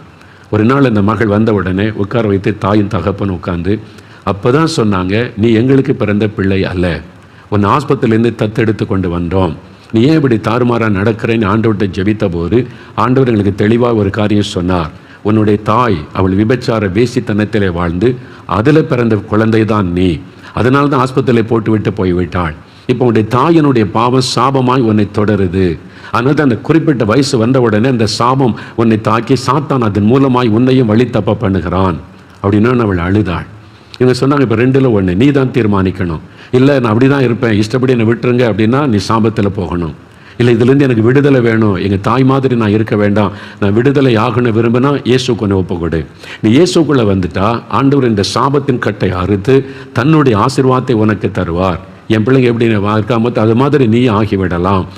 நீ தான் முடிவு எடுக்கணும், நாங்கள் உன்னை கட்டாயப்படுத்தலை. சொன்ன அவள் யோசித்து ஒரு முடிவு எடுத்தாள். நான் இந்த சாபத்தில் போக விரும்பலை, நான் இயேசுக்குள்ளே வர்றேன், என்னை ஆசீர்வதிக்கணும். அவள் முழங்கால் படியிட்டாள். தாய் தகப்பனை கை வைத்து அவளுக்காய் கண்ணீரோடு ஜெபித்தாங்க. இன்று கூட அந்த சாப கட்டுகள் அழிக்கப்படட்டும், இயேசுவின் ரத்தத்தினால் சாப கட்டுகள் அறுக்கப்படட்டும், நீ ரத்தத்துக்குள் ஒப்பு கொடுத்து ஜெபித்தாங்க. அவ்வளவுதான். அந்த நாளில் இருந்து அவருடைய சுபாவம் மாறிவிட்டது, குணங்கள் மாறிவிட்டது. தேவனுடைய பிள்ளையாய் மாறி நல்ல மற்ற பிள்ளைகளைப் போல நல்ல பரிசுத்தத்திலே வளர ஆரம்பித்து விட்டாள். சாபக்கட்டு அறுக்கப்படாட்டா பிள்ளைகள் அப்படிதான். இன்னைக்கு நிறைய பிள்ளைகள் வழி தப்புறாங்க, குடிக்கிறாங்க, துன்மார்க்கத்தில் போகிறாங்க. தகப்பனுடைய பாவம் தொடர்ந்து சாபமாய் வரக்கூடும். அந்த கட்டை நீங்கள் அறுக்காட்டா அவங்க விடுதலை உண்டாகாது. சில நோய்கள் சாபமாய் சந்ததியாய் தொடரும். அது நீங்கள் அந்த கட்டுகள் அறுக்கப்பட ஜெபிக்காட்டா அது தொடர்ந்து உங்களை பாதிச்சு கொண்டே இருக்கும். வறுமை, இழப்புகள், நஷ்டங்கள், மரணங்கள் என்று தற்கொலை, சில குடும்பத்தில் தொடர்ந்து தற்கொலை. ஐயோ, ஒருத்தருக்கு மாத்திரம் தற்கொலை பண்ணி சாகுற, வருஷத்தில் ஒருத்தர் செத்துக்கிட்டே இருக்காங்கம்பாங்க. அது ஒரு சாபம். அந்த சாபத்தில் கிரியை செய்கிற ஆவி. அப்போ இயேசுக்கு உங்களை ஒப்பு கொடுத்து அவருக்குள்ளே வரும்போது அவருடைய ஆசீர்வாதத்துக்குள்ளே நீங்கள் வர்றீங்க. அவர் தான் சாபத்தை மாற்றி ஆசீர்வதிக்கிற தேவன். சாபத்தில் இந்த விடுதலை இலவசம். இந்த பரிகாரன்ற பேரில் எத்தனை லட்சம் செலவு பண்ணாலும் பணம் செலவு பண்ணி விடுதலை பெறவே முடியாது, அறிந்து கொள்ளுங்க. பாவத்தில் இந்த விடுதலை, சாபத்தில் இந்த விடுதலை இலவசம். அது ஆண்டவர் நமக்கு கொடுக்குற ஆசீர்வாதம். பணம் கொடுத்தல வாங்க முடியாது. அது பிசாசனுடைய தந்திரம், ஏமாற்றுகிற காரியம். அதனால விடுதலை வராது. கடைசியாக 4வது ஒரு காரியம். இப்போ என்ன செய்யணும்? ஜெபிக்கணும். முதல்ல விசுவாசிங்க, 2வது மனம் திரும்புங்க, 3வது இயேசுவுக்கு உங்களுடைய வாழ்க்கையில் இடம் கொடுத்து அவருக்குள்ளே வந்துடுங்க. 4வது ஜெபிக்கணும். அறிக்கை செய்து ஜெபிக்கணும். எப்படி ஜெபிக்கணும்? ஆண்டவரே, இந்த சாபத்தை சிலுவையில் சுமந்தீங்க, உங்களுடைய ரத்தத்தினால சாபத்தில் விடுதலை உண்டுன்றதை விசுவாசிக்கிறேன். இப்போ என் மேலே, என் குடும்பத்தின் மேலே இருக்கிற சாபக்கட்டுகள் அறுக்கப்படணும். என் பிள்ளைகளை தொடர்ந்து வருகிற சாபக்கட்டு அறுக்கப்படணும். இயேசுவின் நாமத்தில், இயேசுவின் ரத்தத்தின் வல்லமை எங்கள் மேலே, எங்கள் குடும்பத்தின் மேலே தெளிக்கப்படட்டும். இன்றைக்கு இயேசு கிறிஸ்துவின் நாமத்தில் இந்த சாபக்கட்டு அறுக்கப்படட்டும்னு ஜெபிக்கும் போது கட்டுகள் அறுக்கப்படும். உடனே மாற்றம் உண்டாவதை நீங்கள் காண்பீங்க.